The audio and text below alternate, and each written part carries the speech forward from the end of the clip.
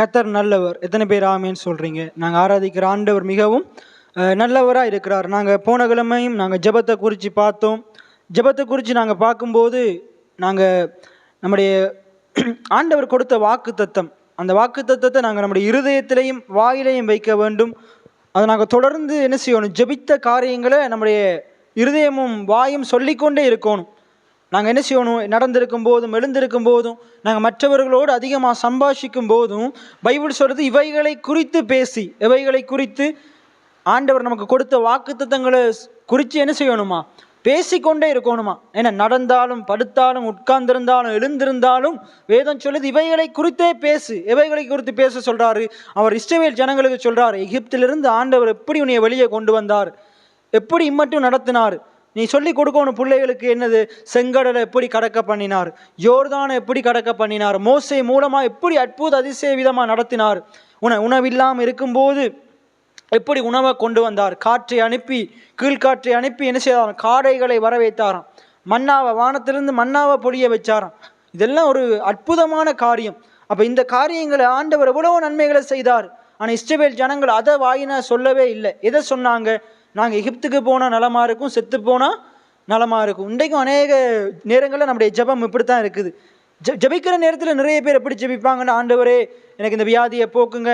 ஆனால் ஜபிச்ச புறவு ஜபிச்சு முடிய கொஞ்ச நேரத்தில் நம்முடைய வார்த்தைகளை பார்த்துட்டிங்கன்னா இந்த உபத்திரவத்தை படுறதுக்கு செத்து போயிட்டா அவங்க பண்ணின ஜபத்தை அவங்களே என்ன செஞ்சிருவாங்க? கெடுத்து போட்டுருவாங்க. நிறைய நேரங்களில் நம்ம அப்படித்தான். நம்ம எல்லா காரியங்களுக்காக, உதாரணத்துக்கு சுகத்துக்காக ஜபிக்கிறோம். ஆனால் ஜபிச்சுட்டு புறவு கொஞ்ச நேரத்தால் திருப்பி என்னத்தை பேசிகிட்டு இருப்போம்? ஆண்டவர் சுகம் தந்துடுவாருன்னு சொல்ல மாட்டோம். திருப்பி என்ன செய்வோம்? காய் வலி கால் வலி அதே பேசிகிட்டு இருப்போம். அப்போ நம்ம போன கிழமை பார்த்தோம், ஆண்டவர் சொல்கிறார் என்னண்டா, அந்த வார்த்தைகளை பெற்றுக்கொண்ட நீ, அந்த பேரை பெற்றுக்கொண்ட நீ என்ன செய்யணும்? அதை அந்த காரியத்தை நீ எடுத்து பேசணும், அதை அசை போடணும். தியானமாக இருக்கிற மனுஷன் பாக்கியவான், பேறு பெற்றவன். அப்போ நம்ம போன கிழமை என்ன பார்த்தோம்? இதில் தியானமாக இருக்கணும், அசை போட்டுக்கொண்டே இருக்கணும். தியானமாக இருக்கிறண்டா என்ன? அசை போட்டுக்கொண்டே இருக்கிறது. அசை போட்டு கொண்டு இருக்கிறண்டா என்ன?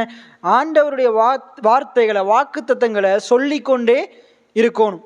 நாங்கள் போன கிழமை இன்னொரு காரியம் பார்த்தோம். நம்முடைய ஜெபத்தை நிறைய காரியம், 4 காரியம் தடை செய்யுது. என்னென்ன காரியம்? பயம், அவிசுவாசம், சோர்வு, கவலை. பயம், அவிசுவாசம், சோர்வு, கவலை. அப்போ பைபிள் சொல்கிறது, இரு மனம் உள்ளவன் அவன் என்ன செய்கிறான்? தன் வழிகளில் நிலையற்றவனா இருக்கிறான்.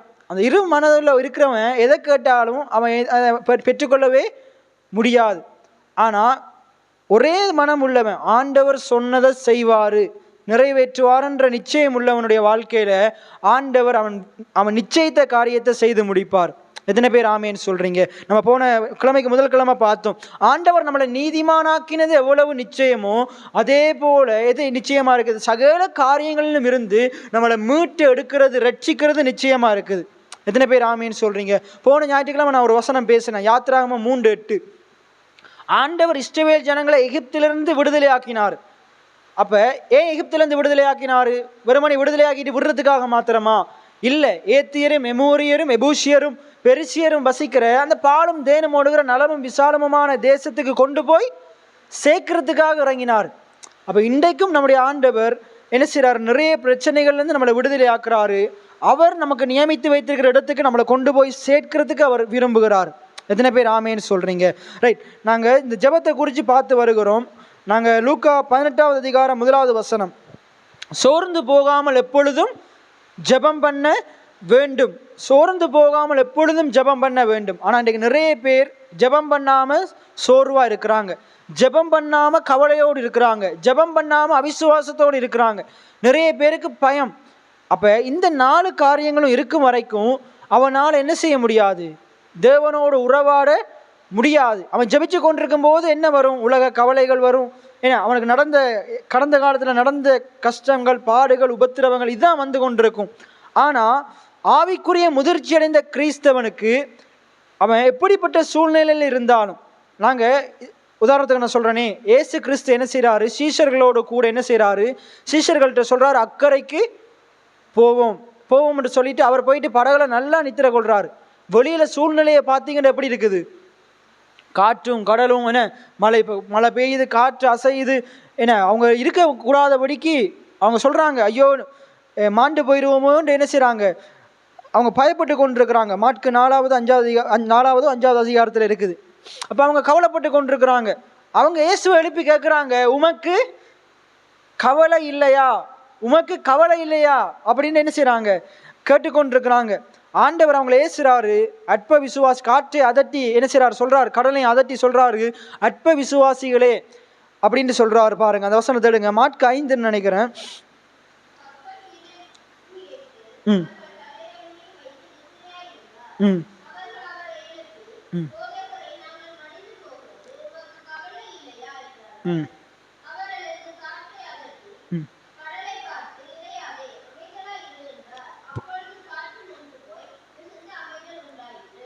ரைட். அப்போ பாருங்க, இப்போ சூழ்நிலை எப்படி இருக்குன்ற எதிர்மறையாக இருக்குது. ஆனால் அந்த சூழ்நிலை மத்தியில் ஆண்டவர் எப்படி இருக்கிறாரு, இருதயத்தில் சமாதானத்தோடு இருக்கிறார். ஆனால் அங்கே இருக்கிற மற்றாக்கள் எப்படி இருக்கிறாங்க, அவங்க கவலையோடு இருக்கிறாங்க, பயத்தோடு இருக்கிறாங்க, செத்து போயிடுவோமோன்று என்ன சூழ்நிலையை கண்டு பயந்து கொண்டிருக்கிறாங்க. ஆனால் இயேசு பாருங்க, எதிர்மறையான சூழ்நிலையாக இருந்தாலும், இயேசு அங்கே மனிதராக இருந்தாலும் அவருக்குள்ள ஒரு தேவகரமான விசுவாசம் இருந்துச்சு. என்ன விசுவாசம் என்றா, என்னை இந்த உலகத்துக்கு கொண்டு வந்த ஆண்டவர், அவர் என்னோடு கூட இருக்கிறார், என் பிதாவானவர் எப்போதும் என்னோடு கூட இருக்கிறார். அவர் ஒரு இடத்துல சொல்றாரு, அவருடைய செவிகள் எப்பொழுதும் எனக்கு திறந்தவைகளா இருக்குது. ஆகையினால் அவர் எதை குறிச்சும் கவலைப்படையே தேவையில்லை. ஏனென்றா என்ன பிரச்சனை வந்தாலும் பிதாவானவரை நோக்கி கூப்பிடும் போது அவர் நிச்சயமா பதில் கொடுப்பார். எத்தனை பேர் ஆமேன்னு சொல்றீங்க? இன்றைக்கு அதே போல நீங்க என்ன செய்யணும், உங்களை நம்ம ஒவ்வொருத்தருக்கும் ஒரு நிச்சயம் இருக்கணும், கர்த்தர் என்னோடு கூட இருக்கிறார். பவுல் சொல்றார், கர்த்தர் என்னோடு என் பட்சத்தில் இருப்பதால் நான் பயப்படேன், மனுஷன் எனக்கு என்ன செய்வான். அப்ப நிறைய பேருக்கு இந்த நிச்சயம் இல்லவே இல்லை. அப்ப நம்ம என்ன செய்யணும், கடவுள் எப்பொழுதும் நம்மளோட கூட இருக்கிறார் என்ற நிச்சயத்தோடு இருக்கணும். இயேசுக்கு பாருங்க, அந்த நிச்சயம் இருக்கிறதால சூழ்நிலை எப்படி இருந்தாலும் இருதயத்தில் என்ன இருக்குது, சமாதானம் இருக்குது, என்ன இருக்குது, உள்ள சந்தோஷம் இருக்குது. அங்க பயம் அவரிடத்துல இல்லை.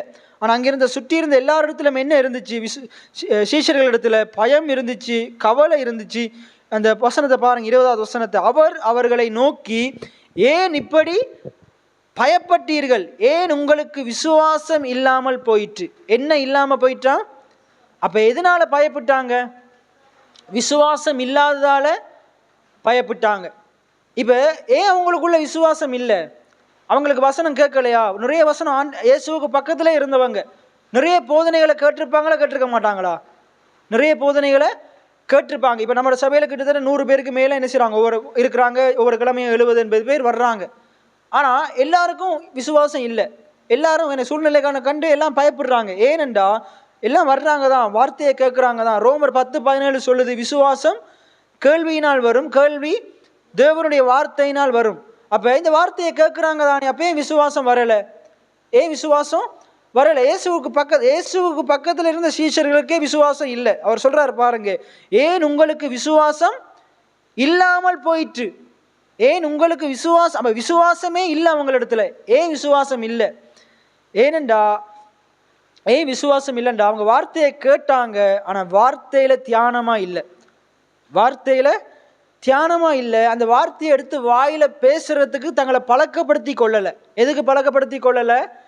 வார்த்தையை எடுத்து பேசுறதுக்கு தங்களை பழக்கப்படுத்தி கொள்ளலை. இன்னைக்கு நம்ம பார்க்க போகிறோம் விசுவாசம் உள்ள ஜெபம். என்னது? விசுவாசம் உள்ள, எல்லாம் சொல்லுங்க, விசுவாசம் உள்ள ஜெபம். இன்னைக்கு நம்ம இதை பற்றி தான் பார்க்க போகிறோம். நம்முடைய ஜெபத்தில் விசுவாசம் இல்லாட்டி, நாங்கள் விசுவாசத்தோடு ஜெபம் பண்ணலாட்டி, நம்முடைய சூழ்நிலைகள் நமக்கு எதிராக வரும்போது நாங்கள் அந்த சூழ்நிலைகளை மேற்கொள்ளுகிறவர்களாக இருக்க மாட்டோம். நாங்கள் எப்படி இருப்போம்? சூழ்நிலைகளை கண்டு பயப்படுகிறவர்களா, கவலைப்படுகிறவர்களா, சோர்ந்து போகிறவர்களாக இருப்போம். இப்படி நம்ம செய்யும் போதே நம்ம என்ன செய்கிறோம்? அந்த சூழ்நிலைக்குள்ள சிறையாகி அதன் மூலமாக அழிக்கப்பட்டுருவோம். ஆனால் ஆண்டவருடைய பிள்ளைகள் நாங்கள் என்ன செய்யணும்? விசுவாசத்தில் வளரணும். எபிரேயர் 12:1 சொல்லுது. எபிரேயர் 12:1 சொல்லுது, ஆண்டவர் நமக்குள்ள விசுவாசத்தை தொடக்குகிறவராக இருக்கிறாராம். விசுவாசத்தை தொடக்குகிறவராக இருக்கிறாராம். ஆண்டவர் அவனுடைய கேள்வி ஞானத்தின் அடிப்படையில் அவனுக்கு விசுவாசத்தின் அளவை என்ன செய்திருக்கிறார்? கொடுத்திருக்கிறார். பைபிள் சொல்லுது, நீ விசுவாசித்தால் தேவனுடைய மகிமையை காண்பாய், விசுவாசிக்கிறவனுக்கு எல்லாம் கூடும். ஏன்னா விசுவாசிக்கிறவனுக்கு எல்லாம் கூடுமென்று ஆண்டவர் சொல்றாரு. இன்னைக்கு நம்ம பார்க்க போகிறோம் நம்முடைய ஜெபத்தில் எப்படி விசுவாசத்தை கலக்கிறது, எப்படி நம்ம நம்ம விசுவாசத்தோடு ஜெபம் பண்றது, விசுவாசத்தோடு ஜெபம் பண்றது. நாங்கள் திருப்பிக் கொள்வோம். நாங்கள் இதை பற்றி ஒரு 2-3 கிழமை பார்க்க போகிறோம். மாற்கு 11வது அதிகாரம் 22, 23, 24 வசனம். மாற்கு 11வது அதிகாரம் 22, 23, 24 வசனம். இயேசு அவர்களை நோக்கி, தேவனிடத்தில் விசுவாசம் உள்ளவர்களாயிருங்கள், எவனாகிலும் இந்த மலையை பார்த்து நீ பெயர்ந்து சமுத்திரத்திலே தள்ளுண்டு போ என்று சொல்லி விசுவாசித்தால் அவன் சொன்னபடி ஆகும் என்று மெய்யாகவே உங்களுக்கு சொல்லுகிறேன். அதில் பாருங்க, இந்த 3 வசனத்தில் நீங்க தான் சொல்ல போறீங்க. விசுவாசம்ன்றது எத்தனை தடவை வருது?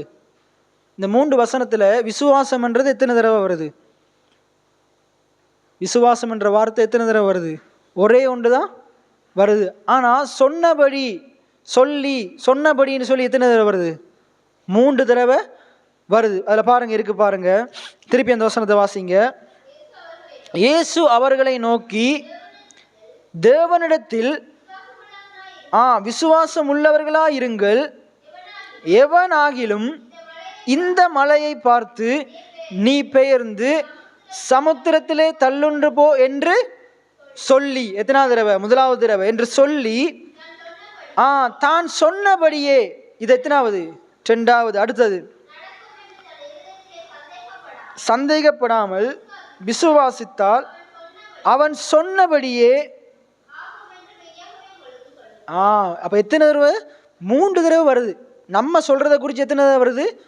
3 தடவை வருது. அவர் சொன்னபடியே சொன்னபடியேன்னு சொல்லி 3 தடவை வருது. அப்ப நமக்கு இது வடிவா விளங்குது. 2 கொரிந்தியர் 4:13 சொல்லுது, என்ன, நாங்க விசுவாசித்தேன் ஆகையால் பேசினேன் என்று எழுதியிருக்கிறபடி நாங்களும் அந்த விசுவாசத்தின் ஆவியை உடையவர்களாக இருந்து விசுவாசிக்கிறபடியால் என்ன செய்கிறோம்? விசுவாசிக்கிறவன் என்ன செய்வான்? பேசுவான். என்னத்தை பேசுவான்? எனக்கு எவ்வளோ பெரிய பிரச்சனை தெரியுமா பிரதர், அப்படியா பேசுவான். விசுவாசிக்கிறவன் என்னத்தை பேசுவான்? ஆண்டவர் பிரச்சனையின் மத்தியில் என்ன செய்ய வல்லவராக இருக்கிறார்ன்றதை பேசுவான். ஜெபம், இதுதான் ஜெபம். பாருங்க, இயேசு எப்படி ஜெபம் பண்றாரு. அப்படியே கீழே நீங்க பார்த்தீங்கன்னா சொல்றாரு பாருங்க, ஆதலால் நீங்கள் ஜெபம் பண்ணும் போது, பாருங்க இந்த காரியங்களை சொல்லிட்டு தான் சொல்றாரு, நீங்கள் ஜெபம் பண்ணும் போது என்ன சொல்றாரு? நீங்கள் ஜெபம் பண்ணும் போது எவைகளை கேட்டுக்கொள்வீர்களோ அவைகளை ஒருவேளை பெற்றுக்கொள்வோம் என்று விசுவாசியுங்கள். அப்படியா சொல்றாரு? அவைகளை பெற்றுக்கொள்வீர்கள் என்று விசுவாசிங்க, அப்படியா சொல்றாரு? பெற்றுக்கொண்டோம் என்று விசுவாசியுங்கள். இதுல இந்த பைபிள்ல கொள்வோம் என்று போட்டிருக்குது. ஆனா நீங்க திருவிழி எடுத்து வாசித்தீங்கன்னா பெற்றுக்கொண்டோம் என்று விசுவாசியுங்கள். எப்படி விசுவாசிக்கணுமா? பெற்று கொண்டோம் என்று விசுவாசிக்கணுமா? அழகா சொல்லுது பாருங்க, ஆதலால் நீங்கள் ஜெபம் பண்ணும் போது எவைகளை கேட்டுக்கொள்வீர்களோ. அப்ப பாருங்க, நம்ம ஜெபம் பண்ணும் போது எதை நம்ம ஆண்டவரிடத்துல கேட்கிறோமோ அதை நாங்க பெற்று கொண்டோம் என்று விசுவாசிக்கணுமா? அப்படிப்பட்ட விசுவாசம் நமக்குள்ள வரணும். ஆனா இதுல சொல்லுது பாருங்க, நாங்க தேவனுடைய விசுவாசத்தை உடையவர்களா இருக்கணும். அந்த வசனத்தை வாசிங்க. இதுல மேல 23 இருக்கு பாருங்க. 22 இயேசு அவர்களை நோக்கி தேவனிடத்தில். ஆனா உண்மையா இதுல மற்ற பைபிளில் சொல்லப்பட்ட, எபிரேய பைபிளில் சொல்லப்பட்ட வசனத்தின் அடிப்படையில் தேவனுடைய விசுவாசம் அல்ல, தேவகரமான விசுவாசம். தேவன் எப்படி விசுவாசிப்பாரோ நாங்கள் அப்படி விசுவாசிக்கிறவர்களா இருக்கணும். இதுல போட்டிருக்கிறது தேவனிடத்தில் விசுவாசம் உள்ளவர்களா இருங்கள். ஆனால் உண்மையா பைபிளில் போட்டிருக்கு அப்படின்னா, எபிரேய பைபிளில் தேவனுடைய விசுவாசம் உள்ளவங்களா இருங்க. இப்போ தேவனுடைய விசுவாசம் என்றா என்ன? தேவன் எப்படி விசுவாசிப்பார்? இப்போ நம்ம தேவன் எப்படி விசுவாசிப்பாருன்னு நாங்கள் பார்க்க போகிறோம். ஆதியாமத்துக்கு நம்ம போனோமா இருந்தா 1வது அதிகாரத்தில் அங்கே பார்த்தீங்கன்னா ஒழுங்கின்மை இருக்குது, இருள் இருக்குது. என்ன, ஒழுங்கின்மை இருக்குது, இருள் இருக்குது. அங்கே தேவன் இருக்கிறாரு. இப்போ தேவன் ஒழுங்கின்மையும் இருளையும் பார்த்து என்ன செய்கிறாரு? அழுகிறாரா? கவலைப்பட்டு கொண்டிருக்காரா? நான் என்ன செய்ய, இந்த உலகத்தை படைச்சேன், அந்த உலகத்தில் ஒழுங்கின்மை தான் இருக்குது, இருள் இருக்குன்னு கவலைப்பட்டு கொண்டிருந்தாரா? என்ன செய்தாரு? வெளிச்சம் உண்டாக கடவதென்றார். வெளிச்சம் உண்டாக கடவதென்று சொன்னார். அவர் சொன்ன வார்த்தையில தான் என்ன உண்டாகிச்சு? வெளிச்சம் உண்டாகிச்சு. இப்போ வெளிச்சம் உண்டான பிறகு என்ன சொல்றாரு? வெளிச்சம் நல்லது என்று கண்டார். ஒவ்வொன்றையும் ஆண்டவர் எப்படி உண்டாக்குறாரு? சொல்லி சொல்லி உண்டாக்குறாரு. ஆண்டவர் சொல்லி உண்டாக்குறதுக்கு முன்னுக்கு ஏதாச்சும் இருந்துச்சா? ஒன்றுமே இல்லை. ஆனால் அவர் என்ன செய்கிறார்? வாயை திறந்து சொல்லி சொல்லி என்ன செய்கிறாரு? ஒவ்வொரு காரியத்தையும் உண்டாக்குறார். இன்றைக்கு நம்முடைய வாழ்க்கையிலையும் நம்முடைய உலகத்தை எப்படி உண்டாக்குறது? சொல்லி சொல்லி தான் உண்டாக்கணும். எத்தனை பேர் ஆமேன்னு சொல்கிறீங்க? நம்முடைய வாயை திறந்து சொல்லணும், வாயை திறந்து சொல்லிக்கொண்டே இருக்கணும். நம்ம பார்க்குறோம், விசுவாசிக்கிற மனுஷன் என்ன செய்வான்? பேசுவான். விசுவாசிக்கிற மனுஷன் என்ன செய்வான்? சொல்லிக்கொண்டே இருப்பான். என்னத்தை சொல்லி கொண்டிருப்பான்? பிரச்சனையை சொல்லி கொண்டிருக்க மாட்டான். அவனுக்கு இருக்கிற குறைவுகளை சொல்லி கொண்டிருக்க மாட்டான். ஏன்னா காற்றும் மழை பெஞ்சு கொண்டிருக்கன்னு சொல்லி கொண்டிருக்க மாட்டான். அவன் பிரச்சனையை பற்றி பேசி கொண்டிருக்க மாட்டான். அவன் ஆண்டவரை பற்றி பிரச்சனை இடத்துல சொல்லுகிறவனா இருப்பான். எத்தனை பேர் ஆமேன்னு சொல்றீங்க? இன்னைக்கு நாங்கள் நம்முடைய ஜெபத்தை என்ன செய்யணும்? விசுவாசமுள்ள ஜெபமாக மாற்றணும். இன்றைக்கு நம்முடைய ஜெபம் விசுவாசமுள்ள ஜெபமாக இருக்கணுமா இருந்தால் நாங்களும் தேவகரமான விசுவாசம் உடையவர்களாக இருக்கணும். தேவனுடைய விசுவாசத்தை உடையவர்களாக இருக்கணும். இப்போ தேவனுடைய விசுவாசத்தை நம்ம தேவனிடத்திலிருந்து தான் பெற்றுக்கொள்ள முடியும். ஏன்னா சொல்லுங்க, தேவனுடைய விசுவாசத்தை நாங்கள் தேவனிடத்திலிருந்து தான் பெற்றுக்கொள்ள முடியும். எந்த மனுஷனிடத்திலிருந்து பெற்றுக்கொள்ள முடியாது. நம்ம போயிட்டு என்ன காக்கில கொரட்டும் இதுவும் என்ன போஞ்சியும் வாங்குற மாதிரி விசுவாசத்தை மார்க்கெட்டில் வாங்க முடியாது, கடைகளில் வாங்க முடியாது. எந்த பாஸ்டர்ட்டையும் விசுவாசத்தை வாங்கிற பினகாசு எனக்கு கை வச்சு ஜெர்மனி விடுங்க, கொஞ்சம் விசுவாசம் வரட்டும், கை வச்சு ஜெர்மனி விசுவாசம் வந்துடுமா? அதால் இல்லை, தேவன் தான் விசுவாசத்தை கொடுக்கிறார். எபிரேயர் 12:1 சொல்லுது, விசுவாசத்தை தொடக்குகிறவர் யாரு? அது தேவனாக இருக்கிறார். எத்தனை பேர் ஆமேன்னு சொல்கிறீங்க? ஆண்டவர் தான் என்ன செய்கிறாரு? நமக்குள்ள விசுவாசத்தை கொடுக்கிறார், நம்பிக்கையை கொடுக்கிறார். அப்போ நாங்கள் விசுவாசம் நமக்கு உண்டாகணுமா இருந்தால் நாங்கள் தேவனிடத்தில் கிட்டி சேருகிறவங்களாக இருக்கணும். எத்தனை பேர் ஆமேன்னு சொல்கிறீங்க? அவருடைய வார்த்தைகளை தொடர்ந்து கேட்குறவங்களாக இருக்கணும். அதான் ரோமர் 10:17 சொல்லுது, விசுவாசம் கேள்வியினால் வரும். இன்றைக்கி நிறைய பேர் பைபிளில் சொல்லுது. இன்றைக்கி ஆரம்ப காலத்தில் சபைகள் முழுவதும் இன்றைக்கி நான் இந்த வார்த்தையை அறிஞ்சு கொள்றதுக்கு முன்னுக்கு என்னட்ட வந்து ஒரு ஆள் பிரசங்கம் கேட்கறது முக்கியமா ஜெபம் முக்கியமானு கேட்டால் நான் என்ன சொல்லியிருப்பேன்? ஜெபந்தான் முக்கியம்னு சொல்லியிருப்பேன். இன்றைக்கும் நீங்கள் நம்மளோட சேர்ச்சில் நிறைய பேர்ட்ட போய் கேட்டு பாருங்கள், ஜெபம் முக்கியமா பிரசங்கம் கேட்கறது முக்கியமானு கேட்டால் என்ன சொல்லுவாங்க? ஜெபந்தான் முக்கியம்னு சொல்லுவாங்க. நிறைய ஊழியக்காரங்கிட்டையும் கேட்டு பாருங்கள், எது முக்கியம்னு சொல்லுவாங்க? ஜெபம். நீங்கள் என்ன சொல்கிறீங்க? பக்கத்தில் காட்டு கேளுங்க, ஜெபம் முக்கியமா பிரசங்கம் கேட்குற முக்கியமா? உள்ளத்தில் இப்போ நீங்கள் வெளியில் சொல்லலாம் பிரசங்கம் கேட்குறதா முக்கியம், ஆனால் உள்ளத்தில் என்ன சொல்லும்? ஜெபந்தான். ஆனால் நீதிமொழி என்ன சொல்லுது? வேதத்தை கேளாதபடி தன் செவியை விளக்குகிறவனுடைய ஜெபம் விளங்குதா? பிரசங்கத்தை கேட்காம எவ்வளவு ஜெபம் பண்ணாலும் அந்த ஜெபம் எப்படிப்பட்டது? நானா சொல்கிறேன், வேதம் சொல்லுது, வேதத்தை கேளாதபடிக்கு தன் செவியை விளக்குகிறவனுடைய ஜெபம் அருவருப்பானது. ஏன் அருவருப்பானது என்று சொல்றாருண்டா, வேதத்தை கேட்காதவனுக்கு எப்படி ஜெபிக்கணும்ன்றே தெரியாது. இயேசுவினுடைய போதனையை ஒழுங்காக கேட்டிருந்தா அவன் ஒழுங்காக ஜெபம் பண்ணி இருப்பானா இல்லையா? இயேசுவினுடைய போதனையை ஒழுங்காக கேட்காதால அவனுக்கு எப்படி ஜெபிக்கணும்னு தெரியல. ஃபாதர் அருமையாக ஒரு பாட்டு எழுதி இருக்கிறார், எப்படி நான் ஜெபிக்க வேண்டும், எதற்காக ஜெபிக்க வேண்டும் என்று கற்றுத்தாரும். அப்போ நமக்கு ஜெபம் பண்ணுறதுக்கு கற்றுத்தர்றது யாரு? ஆண்டவர் தான் கற்றுத்தர்றார், ஆவியானவர் தான் கற்றுத்தர்றார். எத்தனை பேர் ஆமேன்னு சொல்கிறீங்க? அப்போ இப்போ கற்றுத்தரும் போது நாங்கள் என்ன செய்யணும்? கற்றுக்கொள்ளணும். எப்படி ஜெபம் பண்ணுறதுன்னு கற்று தரும்போது நாங்கள் என்ன செய்யணும்? கற்றுக்கொள்ளணும், கேட்டு அதை கற்று கொள்ளணும். ஏசு என்ன செய்தாராம்? ஏசுகிட்ட வந்து சீஷர்கள் கேட்குறாங்க, ஜோவானுடைய சீஷர்கள் ஜோவானுக்கு ஜெபிக்க கற்றுக் கொடுக்கறது போல நீர் எங்களுக்கு ஜெபிக்க கற்றுத்தாரம்னு கேட்குறாங்க. அப்போ அவர் என்ன செய்கிறாரு? ஜெபிக்கிறதுக்கு கற்றுக் கொடுக்குறார். ஆகையினால் இந்த இடத்துல இருக்கிற உங்கள் ஒவ்வொருத்தருக்கும் சொல்கிறேன், நம்ம ஜெபிக்கணுமா இருந்தால் நாங்கள் தொடர்ந்து நாங்கள் எப்படி ஜெபிக்க வேண்டும் என்று கற்றுக்கொண்டு கொண்டே இருக்கணும். எப்படி ஜெபிக்கணும் என்று கற்றுக்கொண்டு கொண்டே இருக்கணும். அப்போ இந்த வசனத்தை நீங்கள் பார்த்தீங்கன்னா, தேவனுடைய விசுவாசத்தை நாங்கள் எப்படி பெற்றுக்கொள்வது, தேவன் எப்படி ஜெபிப்பாரோ, இயேசு எப்படி ஜெபிப்பாரோ அதே போல நாங்கள் எப்படி ஜெபிக்கிறதண்டா, அதை எப்படி அறிஞ்சு கொள்றதண்டா, நாங்கள் வேதத்திலிருந்து அப்படிப்பட்ட ரகசியங்களை கற்றுக்கொள்ள வேண்டும். இயேசு எப்படி ஜெபித்தார்ன்றதை நாங்கள் கற்றுக்கொள்ள வேண்டும். நாங்கள் இந்த சம்பவத்தில் பார்க்க போகிறோம், இயேசு எப்படி ஜெபம் பண்ணினார். அப்படி நீங்கள் 14வது வசனத்துக்கு போங்க. மாற்கு 11வது அதிகாரம் 14வது வசனம். அப்பொழுது இயேசு அதுக்கு மேலே உள்ள வசனத்தை வாசிங்க. 13வது வசனம்.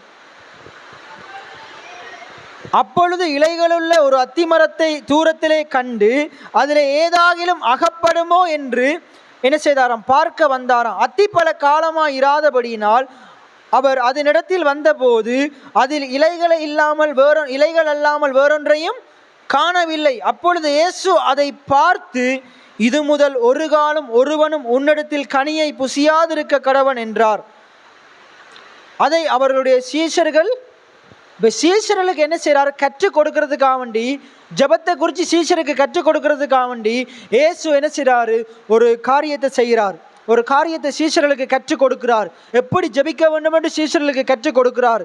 அப்போ கற்றுக் கொடுக்கறதுக்காக வேண்டி ஆண்டவர் ஒரு மாதிரியை காண்பிக்கிறார். என்ன மாதிரியை காண்பிக்கிறாருண்டா, இப்போ இயேசுக்கு என்ன சொல்றாரு? அவருக்கு ஒரு தேவை வந்துருச்சு. என்ன தேவை? அவருக்கு பசி உண்டாயிருச்சு. அதுக்கு மேலே உள்ள வசனத்தை நீங்கள் பார்த்தீங்கன்னா அதில் இருக்குது பாருங்க. 11வது வசனம். அப்பொழுது இயேசு எருசலேமுக்கு வந்து தேவாலயத்தில் பிரவேசித்து எல்லாவற்றையும் சுற்றி பார்த்து சாயங்காலமான போது 12 கூட பெத்தானியாவுக்கு போனார். மறுநாளிலே அவர்கள் பெத்தானியாவிலிருந்து புறப்பட்டு வருகையில் அவருக்கு இயேசுவினுடைய தேவை என்ன? சாப்பாடு தேவையாக இருக்குது. அவருக்கு என்ன இருக்குது? பசி இருக்குது. அப்போ அவருக்கு சாப்பாடு தேவையாக இருக்குது. இப்போ சீஷர்களுக்கு கற்றுக் கொடுக்குறாரு. இப்போ நம்ம இடத்துல அவர் பார்க்குற ரீதியில் சாப்பாடு இல்லை. ஆனால் இயேசு சில காரியங்களை செய்து கற்றுக் கொடுக்குறாரு. நம்ம இடத்துல நம்ம விரும்புகிற காரியம், நமக்கு தேவையான காரியம் இல்லாமல் இருக்கும்போது நாங்கள் எப்படிப்பட்ட வார்த்தைகளை பேசணும், நாங்கள் எப்படி ஜெபம் பண்ணணும் என்றதை அவர் கற்றுக் கொடுக்குறாரு பாருங்க. இப்போ என்ன செய்கிறாரு? அங்கே போகிறாரு, பார்க்க அத்திமரம் இருக்குது. தூரத்துலேருந்து பார்க்கும்போது மரம் என்ன செய்யுது? நல்ல இலையோடு இருக்குது. ஏதோ அத்திப்பழம் இருக்கிற மாதிரி இருக்குது. ஆனால் கிட்ட போய் பார்க்கும்போது என்ன இல்லை? அத்திப்பழம் இல்லை. இப்போ இயேசு என்ன செய்தார்? அத்திப்பழம் இல்லாதபடியினால் அந்த மரத்துக்கு இருந்து கவலைப்பட்டார் அப்படின்னு இருக்குதா? அழுது புலம்பினார்ன்னு இருக்குதா? பசியோடு வைத்து பிடித்து கொண்டிருந்தார்ன்னு இருக்குதா? இப்படிப்பட்ட சூழ்நிலையில் அவர் என்ன செய்கிறார் பாருங்க. பசியோடு இருந்தாலும் அவர் எப்படிப்பட்ட வார்த்தைகளை பேசுகிறாரு பாருங்க. சீஷர்களுக்கு என்ன செய்கிறாங்க? சீஷர்கள் கேட்கும்படிக்கு அவர் என்ன செய்கிறாரு? அந்த அத்திமரத்தை சபிக்கிறாரு. அவர் சொல்றாரு, இனி உன்னிடத்தில் என்ன ஒரு காலம் நீ என்ன செய்ய போறதில்லை, ஒருவனுக்கும் நீ கனியை கொடுக்க போறதில்லை, உன் மூலமாய் நீ எதுவும் மற்றவன் பெற்றுக்கொள்ள போறதில்லைன்னு சொல்லி அவர் சொல்றதை சீஷர்கள் என்ன செய்யறாங்க? கேட்கிறாங்க. எல்லாம் சொல்லுங்க, கேட்டார்கள். அதை சீஷர்கள் கேட்டார்கள். பாருங்க, அவங்க நிறைய நேரத்தில் என்ன ஒழுங்கா கேட்கறதே இல்லை. இப்போ இதில் போட்டிருக்குது கேட்டார்கள். இதை இவங்க ஒழுங்கா கேட்டிருப்பாங்களா இருந்தா அவங்களுடைய எதிர்காலத்தில் அவங்க என்ன செய்திருக்க மாட்டாங்க? காரியங்களை குறித்து பயப்பட்டிருக்க மாட்டாங்க. கீழே நம்ம வாசிக்கும் போது அதை குறித்த விளக்கத்தை சொல்கிறேன். இதில் பார்த்தீங்கன்னா நீங்கள் கவனிக்க வேண்டிய வார்த்தை அதுதான். அவருடைய சீஷர்கள் கேட்டார்கள். எல்லாம் சொல்லுங்க, அவருடைய சீஷர்கள் கேட்டார்கள். தொடர்ந்து வாசிங்க. அவர்கள் எருசலேமுக்கு வந்தார்கள். இயேசு தேவாலயத்தில் பிரவேசித்து ஆலயத்தில் விற்கிறவர்களையும் கொள்ளுகிறவர்களையும் தூரத்திலே காசுக்காரருடைய பலகைகளையும் புறாவிக்கிற ஆசனங்களையும் கவிழ்த்து ஒருவனும் தேவாலயத்தின் வழியா யாதொரு பண்டத்தையும் கொண்டு போக விடாமல் என்னுடைய வீடு எல்லா ஜனங்களுக்கும் ஜெப வீடு என்னப்படும் என்று எழுதியிருக்கவில்லையா? நீங்கள் அதை கல்லர் குகை ஆக்கினீர்கள் என்று அவர்களுக்கு சொல்லி உபதேசித்தார். பாருங்க, இயேசு என்ன செய்கிறாரு? பிரசங்கம் பண்றார். எந்த இடத்துக்கு போனாலும் என்ன செய்கிறாரு? உபதேசம் பண்றார், பிரசங்கம் பண்றார். அதான் வேதம் சொல்லுது, வேதத்தை கேளாதபடி தன் செவியை விளக்குகிறவனுடைய ஜெபம் அருவருப்பானது. ஆகையினால்தான் ஆண்டுடைய வார்த்தைக்கு செவி கொடுக்கிறவங்களா இருக்கணும். நல்ல நல்ல பிரசங்கங்களை கேட்கிறவங்களா இருக்கணும். அந்த பிரசங்கத்தின்படி ஜெபிக்கிறவங்களா இருக்கணும். அந்த பிரசங்கத்தின்படி அறிக்கை செய்கிறவங்களா இருக்கணும். அப்ப பிரசங்கத்தை கேட்கலாட்டி, நல்ல விசுவாசம் உள்ள போதனைகளை கேட்கலாட்டி விசுவாசத்தோடு ஜெபம் பண்ணவே முடியாது. பவுல் சொல்றாரு ரோமர் 10 எடுத்துக்கொள்ளுங்க, நம்ம இதை அப்படியே வச்சு கொண்டு எடுங்க. அவர் சொல்றாரு பாருங்க, நாங்கள் பிரசங்கிக்கிற விசுவாச வார்த்தைன்னு ஒரு வார்த்தையை சொல்றாரு. ரோமர் 10வது அதிகாரம், ரோமர் 10வது அதிகாரத்தில் இருக்குது பாருங்க.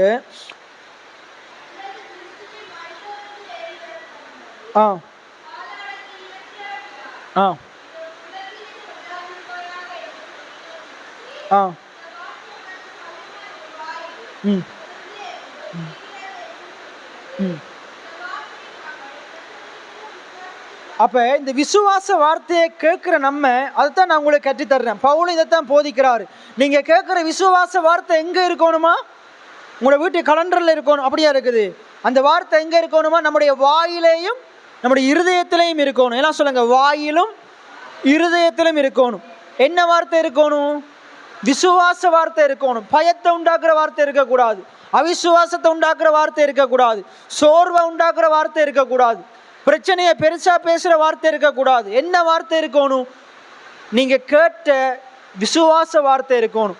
அப்ப விசுவாச வார்த்தை உங்களுடைய இருதயத்திலையும் வாயிலையும் இருக்கணுமா இருந்தா நீங்க கேட்கிற பிரசங்கம் எப்படிப்பட்ட பிரசங்கமா இருக்கணும்? விசுவாசம் உள்ள பிரசங்கமா இருக்கணும். எத்தனை பேர் ஆமேன்னு சொல்றீங்க? அப்ப விசுவாசம் உள்ள பிரசங்கங்களை கேட்கறதுக்கு, போதனைகளை கேட்கறதுக்கு நாங்க என்ன செய்யணும்? நம்முடைய செவியை அர்ப்பணிக்கணும். எத்தனை பேர் ஆமேன்னு சொல்றீங்க? நீங்க ஒரு தீர்மானத்தை எடுக்கணும். என்னுடைய செவி என்ன செய்யும்? விசுவாசம் உள்ள போதனைகளை கேட்கும். போன ஞாயிற்றுக்கிழமை, அதுக்கு முன்னுக்கு ஞாயிற்றுக்கிழமை என்ன பிரசங்கம்? சரியான போதனைகளுக்கு செவியை சாய்க்கணும், தவறான போதனைகளுக்கு செவியை விளக்கணும். இன்றைக்கு நான் உங்களுக்கு சொல்லி தர்றேன், நல்ல விசுவாசம் உள்ள போதனைகளுக்கு உங்களுடைய செவிகளை சாய்க்கணும். பயத்தையும் அவிசுவாசத்தையும் உண்டாக்குற பிரசங்கத்தை நீங்க கேட்கவே கூடாது. எத்தனை பேர் ஆமேன்னு சொல்றீங்க? எத்தனை பேர் ஆமேன்னு சொல்றீங்க? நீங்க தவறான பிரசங்கங்களை கேட்பீங்களா இருந்தா, அவிசுவாசத்தை பயத்தை உண்டாக்குற பிரசங்கங்களை கேட்பீங்களா இருந்தா, நம்மளோட சோத்துல நம்மளே நஞ்ச ஊத்துற மாதிரி அது நம்மளை என்ன செய்திரும்? அழித்து போட்டுரும், நம்முடைய வாழ்க்கையை சிதைத்து போட்டுரும். தேவன் வேதத்தில் நமக்காக கொடுத்திருக்கிற வாக்கு தத்தங்களை அந்த தவறான பிரசங்கங்கள் அழித்து போட்டுரும். ஆகையினால நாங்கள் நம்முடைய செவியை விசுவாசமுள்ள போதனைகளை கேட்கறதுக்கு சாய்க்க வேண்டும் என்று வேத வார்த்தை சொல்லுகிறது. இப்போ நம்ம மார்க்கு 11 வருவோம். அப்போ அந்த பகுதியில் சொல்லப்படுது பாருங்க, இயேசு என்ன செய்கிறார்? உபதேசம் பண்றாரு. அதை சீஷர்கள் கேட்குறாங்க. இங்க பாருங்க, இயேசு அந்த தேவாலயத்தில் உபதேசம் பண்றத 18வது வசனத்தை பாருங்க. அதை வேத பாரகரும் பிரதான ஆசாரியரும் என்ன செய்யறாங்க? கேட்கிறாங்க. எல்லாம் சொல்லுங்க, கேட்டு. அப்ப பிரசங்கத்தை கேட்கறதன் மூலமா ஒரு மாற்றம் வரும். எத்தனை பேர் விசுவாசிக்கிறீங்க? சரியான பிரசங்கத்தை கேட்பீங்களா இருந்தா நிச்சயமா முதலாவது இருதயத்துல மாற்றம் வரும், மனதில் மாற்றம் வரும், ஆத்மாவில் மாற்றம் வரும். எத்தனை பேர் ஆமேன்னு சொல்றீங்க? அந்த ஆத்மாவில் வந்த மாற்றம் அதி சீக்கிரமா உங்களுடைய வாழ்க்கையில வரும். எத்தனை பேர் ஆமேன்னு சொல்றீங்க? நீதிமொழிகள் 23:7 சொல்லுது, ஒரு மனுஷனுடைய நினைவுகள் எப்படியோ அப்படியே அவன் இருக்கிறான். நான் அடிக்கடி சொல்லுவேன், ஒரு காலத்துல நம்முடைய இருதயம் எப்படி இருந்துச்சு? நம்முடைய இருதயத்தின் நினைவுகள் எப்படி இருந்துச்சு? பொல்லாததா இருந்துச்சு. நம்முடைய இருதயத்தின் நினைவுகள் எப்படி இருந்துச்சு? சில்லறத்தனமா இருந்தது, குறைவான எண்ணங்களுடையதா இருந்துச்சு. ஆனா அந்த குறைவான எண்ணங்களுடைய இருதயத்தை, என்னால முடியாதுன்ற நம்பிக்கை உள்ள இருதயத்தை ஆண்டவர் முடியும் என்ற சொல்ற அளவுக்கு மாத்தி இருக்கிறார். எத்தனை பேர் ஆமேன்னு சொல்றீங்க? பாருங்க, ஒரு நாள் பயத்தோடு ஜபித்த நம்ம இன்றைக்கு விசுவாசத்தோடு ஜபிக்கிறோம். ஒரு நாள் என்ன சர்ச்சுக்கு வந்த மன ரம்மியத்தோடு பாட்டு படிக்காத நம்ம இன்றைக்கு மன ரம்மியத்தோடு பாட்டு படிக்கிறோம். என் கர்த்தர் செய்ய நினைத்தது தடைபடாதுன்னு சொல்றோம். எத்தனை பேர் ஆமேன்னு சொல்றீங்க? அநேக நேரங்களில் கடந்த காலத்தில் நம்ம எப்படி ஜெபம், ஆண்டவரே எமக்கு சித்தமானால். ஆனால் இப்போ எப்படி ஜெபம் பண்றோம்? ஆண்டவரே எமக்கு சித்தம் உண்டு, நீர் என்னை சொஸ்தமாக்க வல்லமையுள்ளவராக இருக்கிறீங்க, நீர் என்னை செழிக்க செய்ய வல்லமையுள்ளவராக இருக்கிறீங்க, நீர் எனக்கு வெற்றியை தர வல்லமையுள்ளவராக இருக்கிறீங்க, நான் நினைப்பதற்கும் வேண்டுவதற்கும் அதிகமாக செய்கிறவராக இருக்கிறீங்க. ஜெபம் எப்படி மாறிடுச்சு? விசுவாசமுள்ள ஜெபமா மாறிடுச்சு. ஒரு நாள் நம்முடைய ஜெபம் எப்படி இருந்தது? பயமும் அவிசுவாசமும் கவலையும் நிறைந்த ஜெபமா இருந்தது. அப்ப இங்க ஆண்டவர் என்ன செய்யறாரு? போதிக்கிறாரு. அதை சீஷர்கள் கேட்கிறாங்க. அப்ப அங்க வேதபாரகர் கேட்கிறாங்க, பிரதான ஆசாரியர் கேட்கிறாங்க. ஆனா எல்லாரும் கேட்கும்போது விசுவாசத்தோட கேட்கல. சில பேர் கேட்கும்போது இவர் என்னதான் சொன்னாலும் நான் நம்ப போறதே இல்லைன்னு தான் இருப்பாங்க. ஒழுங்கா செவி மடுக்கணும். கேட்கறதுக்கு காதுள்ளவன் கேட்க கடவான். அதை நம்ம இப்ப எடுத்துக்கொள்ளணும். ஆண்டவர் எனக்காக பேசுறாரு, நான் மாற வேண்டும்படியாக பேசுறாரு, நான் என்னுடைய ஜெபத்தை மாத்தணும் என்று தான் ஆண்டவர் இதை பேசுறாரு. பைபிள் சொல்லுது, விசுவாசம் உள்ள ஜெபம் பிணியாளிகளை ரட்சிக்கும். விசுவாசம் உள்ள ஜெபம் பிணியாளிகளை மாத்திரமல்ல, தரித்திரத்தில் இருக்கிறவனையும் செழிப்பாக்கும், தோல்விக்குள்ள போய்கொண்டிருக்கிற வாழ்க்கையை வெற்றிகரமா மாற்றும். எத்தனை பேர் ஆமேன்னு சொல்றீங்க? விசுவாசம் உள்ள ஜெபம் குறைவை நிறைவாக்கக்கூடியது. சோர்வு இருக்கிற, அசதி இருக்கிற மனுஷனை அது பலப்படுத்தக்கூடியது. எத்தனை பேர் ஆமேன்னு சொல்றீங்க? அவன் சோர்ந்து போகிறவனுக்கு சத்துவத்தை கொடுக்கக்கூடியது, வல்லமை இல்லாதவனுக்கு வல்லமையை கொடுக்கக்கூடியது. ஆகையினால நம்முடைய ஜெபத்துக்கு மிகுந்த வல்லமை என்று வேத வார்த்தை சொல்லுகிறது. நாங்க பார்க்கிறோம், சிறைச்சாலையிலிருந்து பவுலும் சீலாவும் ஜெபம் பண்றாங்க. அவங்களுடைய ஜெபம் என்ன செய்யுது? சிறைச்சாலை கதவுகளை திறக்க செய்யுது, சங்கிலிகளை அறுத்து எறியுது. ஏன்னா அவங்களுடைய ஜெபத்தை நம்ம தெளிவா பார்த்தோம். அவங்க ஜெபிக்கும் போது அந்த ஜெபம் என்ன செய்யுது? சிறை காவலனுடைய காதுல விழுது. வேற ஆடுற காதுல விழுது? எல்லா சிறை கைதிகளுடைய காதுல விழுது. அங்கே அவங்க ஜெபிக்கும் போது அவங்களோட சங்கிலி மட்டும் அறலை, அவங்களோட சிறைச்சாலை கதவுகள் மட்டும் திறக்கலை. அவங்க 2 பேர் ஜெபிக்கிறாங்க, அங்கே ஒட்டுமொத்தமாக எல்லா கதவும் திறக்குது. எத்தனை பேர் ஆமேன்னு சொல்கிறீங்க? நம்முடைய ஜெபத்துக்கு அவ்வளவு வல்லமை இருக்குது. நம்ம ஜெபிச்சா ஆண்டவர் பெரிய காரியங்களை செய்ய வல்லமை உள்ளவராக இருக்கிறார். எத்தனை பேர் ஆமேன்னு சொல்கிறீங்க? அப்போ நம்ம என்ன செய்யணும்? நடக்குமா நடக்காதான்னு சந்தேகத்தோடு ஜெபிக்கக்கூடாது. ஆண்டவர் செய்து முடிப்பார் என்ற நிச்சயத்தோடு ஜெபிக்க பழகி கொள்ள வேண்டும். எத்தனை பேர் ஆமேன்னு சொல்கிறீங்க? அப்போ இங்கே பார்த்தீங்கன்னா அதான் சொல்கிறேன், வேதத்தை கேட்காம ஜெபிக்கிற ஆக்கள் எந்த பிரயோசனமும் இல்லை. அப்படிப்பட்ட ஜெபத்தை ஆண்டவர் அருவருக்கிறார், ஆண்டவர் அருவருக்கிறார். அப்போ பாருங்க, இதில் சொல்லுது பாருங்க, அவரை கொலை செய்ய வகை தேடினார்கள், ஆகிலும் ஜனங்கள் எல்லாரும் அவருடைய உபதேசத்தை குறித்து ஆச்சரியப்பட்டபடியினால் அவருக்கு பயந்திருந்தார்கள். சாயங்காலமான போது அவர் நகரத்திலிருந்து புறப்பட்டு போனார். மறுநாள் காலையிலே அவர்கள் அவ்வழியாய் போகும்போது அந்த அத்தி மரம் வேரோடு பட்டு போயிருக்கிறதை என்ன செய்தாங்க? எல்லாம் சொல்லுங்க, கண்டார்கள். முதல்ல என்ன செய்தாங்க? கேட்டார்கள். இப்ப என்ன செய்யறாங்க? அப்ப காரணமா இருந்தா என்ன செய்யணும்? கேட்கணும். எல்லாம் சொல்லுங்க, காரணமா இருந்தா கேட்கணும்.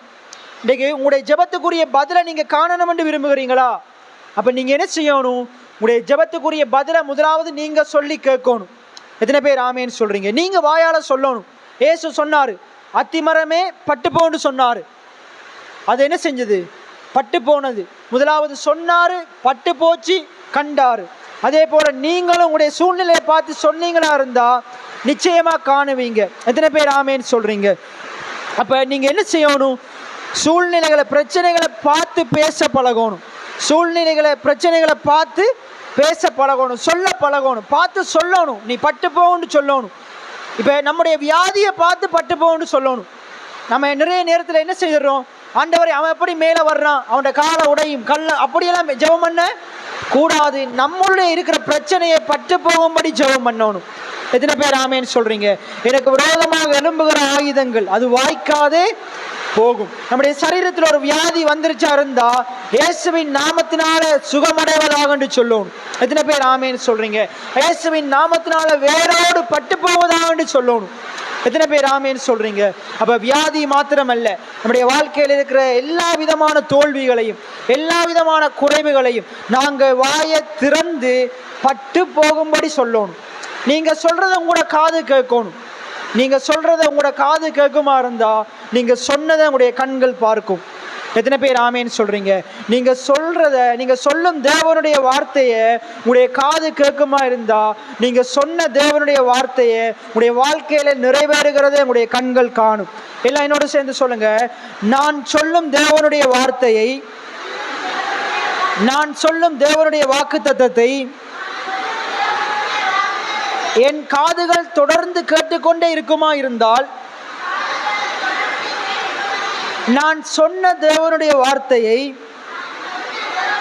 நான் சொன்ன தேவனுடைய வாக்குத்தத்தத்தை என் கண்கள் காணும், என் கண்கள் காணும், என் கண்கள் நிச்சயமாய் அதை காணும்.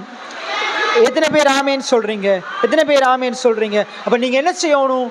நீங்க தேவனுடைய வார்த்தையை, வாக்குத்தத்தத்தை சொல்லிக்கொண்டே இருக்கணும். உங்களுடைய காதுகள் கேட்கும்படிக்கு சொல்லிக்கொண்டே இருக்கணும். நீங்க சொல்றத மற்றவங்க கேட்டாலும் பரவாயில்ல, அதை குறித்து வெட்கப்படவே கூடாது. நிறைய பேர் நக்கடிப்பான் தான், இலட்சியை உண்டாக்குவான் தான். ஆனா நீங்க தொடர்ந்து சொல்லிக்கொண்டே இருக்கணும், தொடர்ந்து சொல்லிக்கொண்டே இருக்கணும். ஆண்டவர் நிச்சயமா என்னை உயரங்களுக்குள்ள கொண்டு போவார். எத்தனை பேர் ஆமேன்னு சொல்றீங்க? ஆண்டவர் என்னை வாளாக்க மாட்டார், என்னைய தலையாக்குவார். எத்தனை பேர் ஆமேன்னு சொல்றீங்க? நான் இந்த பட்டணத்திலும் ஆசீர்வதிக்கப்பட்டிருப்பேன், நகரத்திலும் ஆசீர்வதிக்க. எத்தனை பேர் ஆமேன்னு சொல்ற? நான் போகையிலும் ஆசீர்வதிக்கப்பட்டிருப்பேன், வருகையிலும் ஆசீர்வதிக்க, என்னுடைய மாப்பெசைகிற தொட்டி ஆசீர்வதிக்கப்பட்டிருக்கும். எத்தனை பேர் ஆமேன்னு சொல்றீங்க? என் தேவன் தம்முடைய மகிமையின் ஐஸ்வரியத்தின்படி என்னுடைய சபையின் குறைவுகளை நிறைவாக்குவார், என்னுடைய வீட்டின் குறைவுகளை நிறைவாக்குவார், என்னுடைய குறைவுகளை நிறைவாக்குவார். இதை நான் மற்றவனுக்கு முன்னுக்கு வெக்கப்படாம சொல்ற அளவுக்கு நான் வளரணும். எத்தனை பேர் ஆமேன்னு சொல்றீங்க? ஆண்டவர் நிச்சயமா செய்வார் என்ற நம்பிக்கையோடு, விசுவாசத்தோடு இப்படிப்பட்ட ஜபங்களை நாங்க பண்ணிக்கொண்டே இருக்கணும். அப்ப இயேசு முதலாவது சொன்னாரு, பிறகு என்ன செய்தாரு? கண்ணால கண்டாரு. இயேசு சொன்னதை சீஷர்கள் கேட்டாங்க. அவங்க பார்த்தாங்க. இன்றைக்கு நீங்க இப்படிப்பட்ட அறிக்கையை செய்வீங்களா இருந்தா, நீங்க சொல்லுகிறத நீங்க மட்டும் பார்க்க மாட்டீங்க, உங்களை சுற்றி உள்ள கண்கள் நிச்சயமா காணும். எத்தனை பேர் ஆமீன் சொல்றீங்க? உங்களுடைய வளர்ச்சியை நிறைய பேர் பார்ப்பாங்க. எத்தனை பேர் ஆமீன் சொல்றீங்க? இப்ப பாருங்க, இந்த இடத்துல வந்து நான் ஊழியத்தை ஆரம்பிக்கும் போது நான் ஒன்றுமே இல்லை, ஆனா அறிக்கை செய்தது இன்னைக்கு நீங்க பாக்குறீங்களா இல்லையா?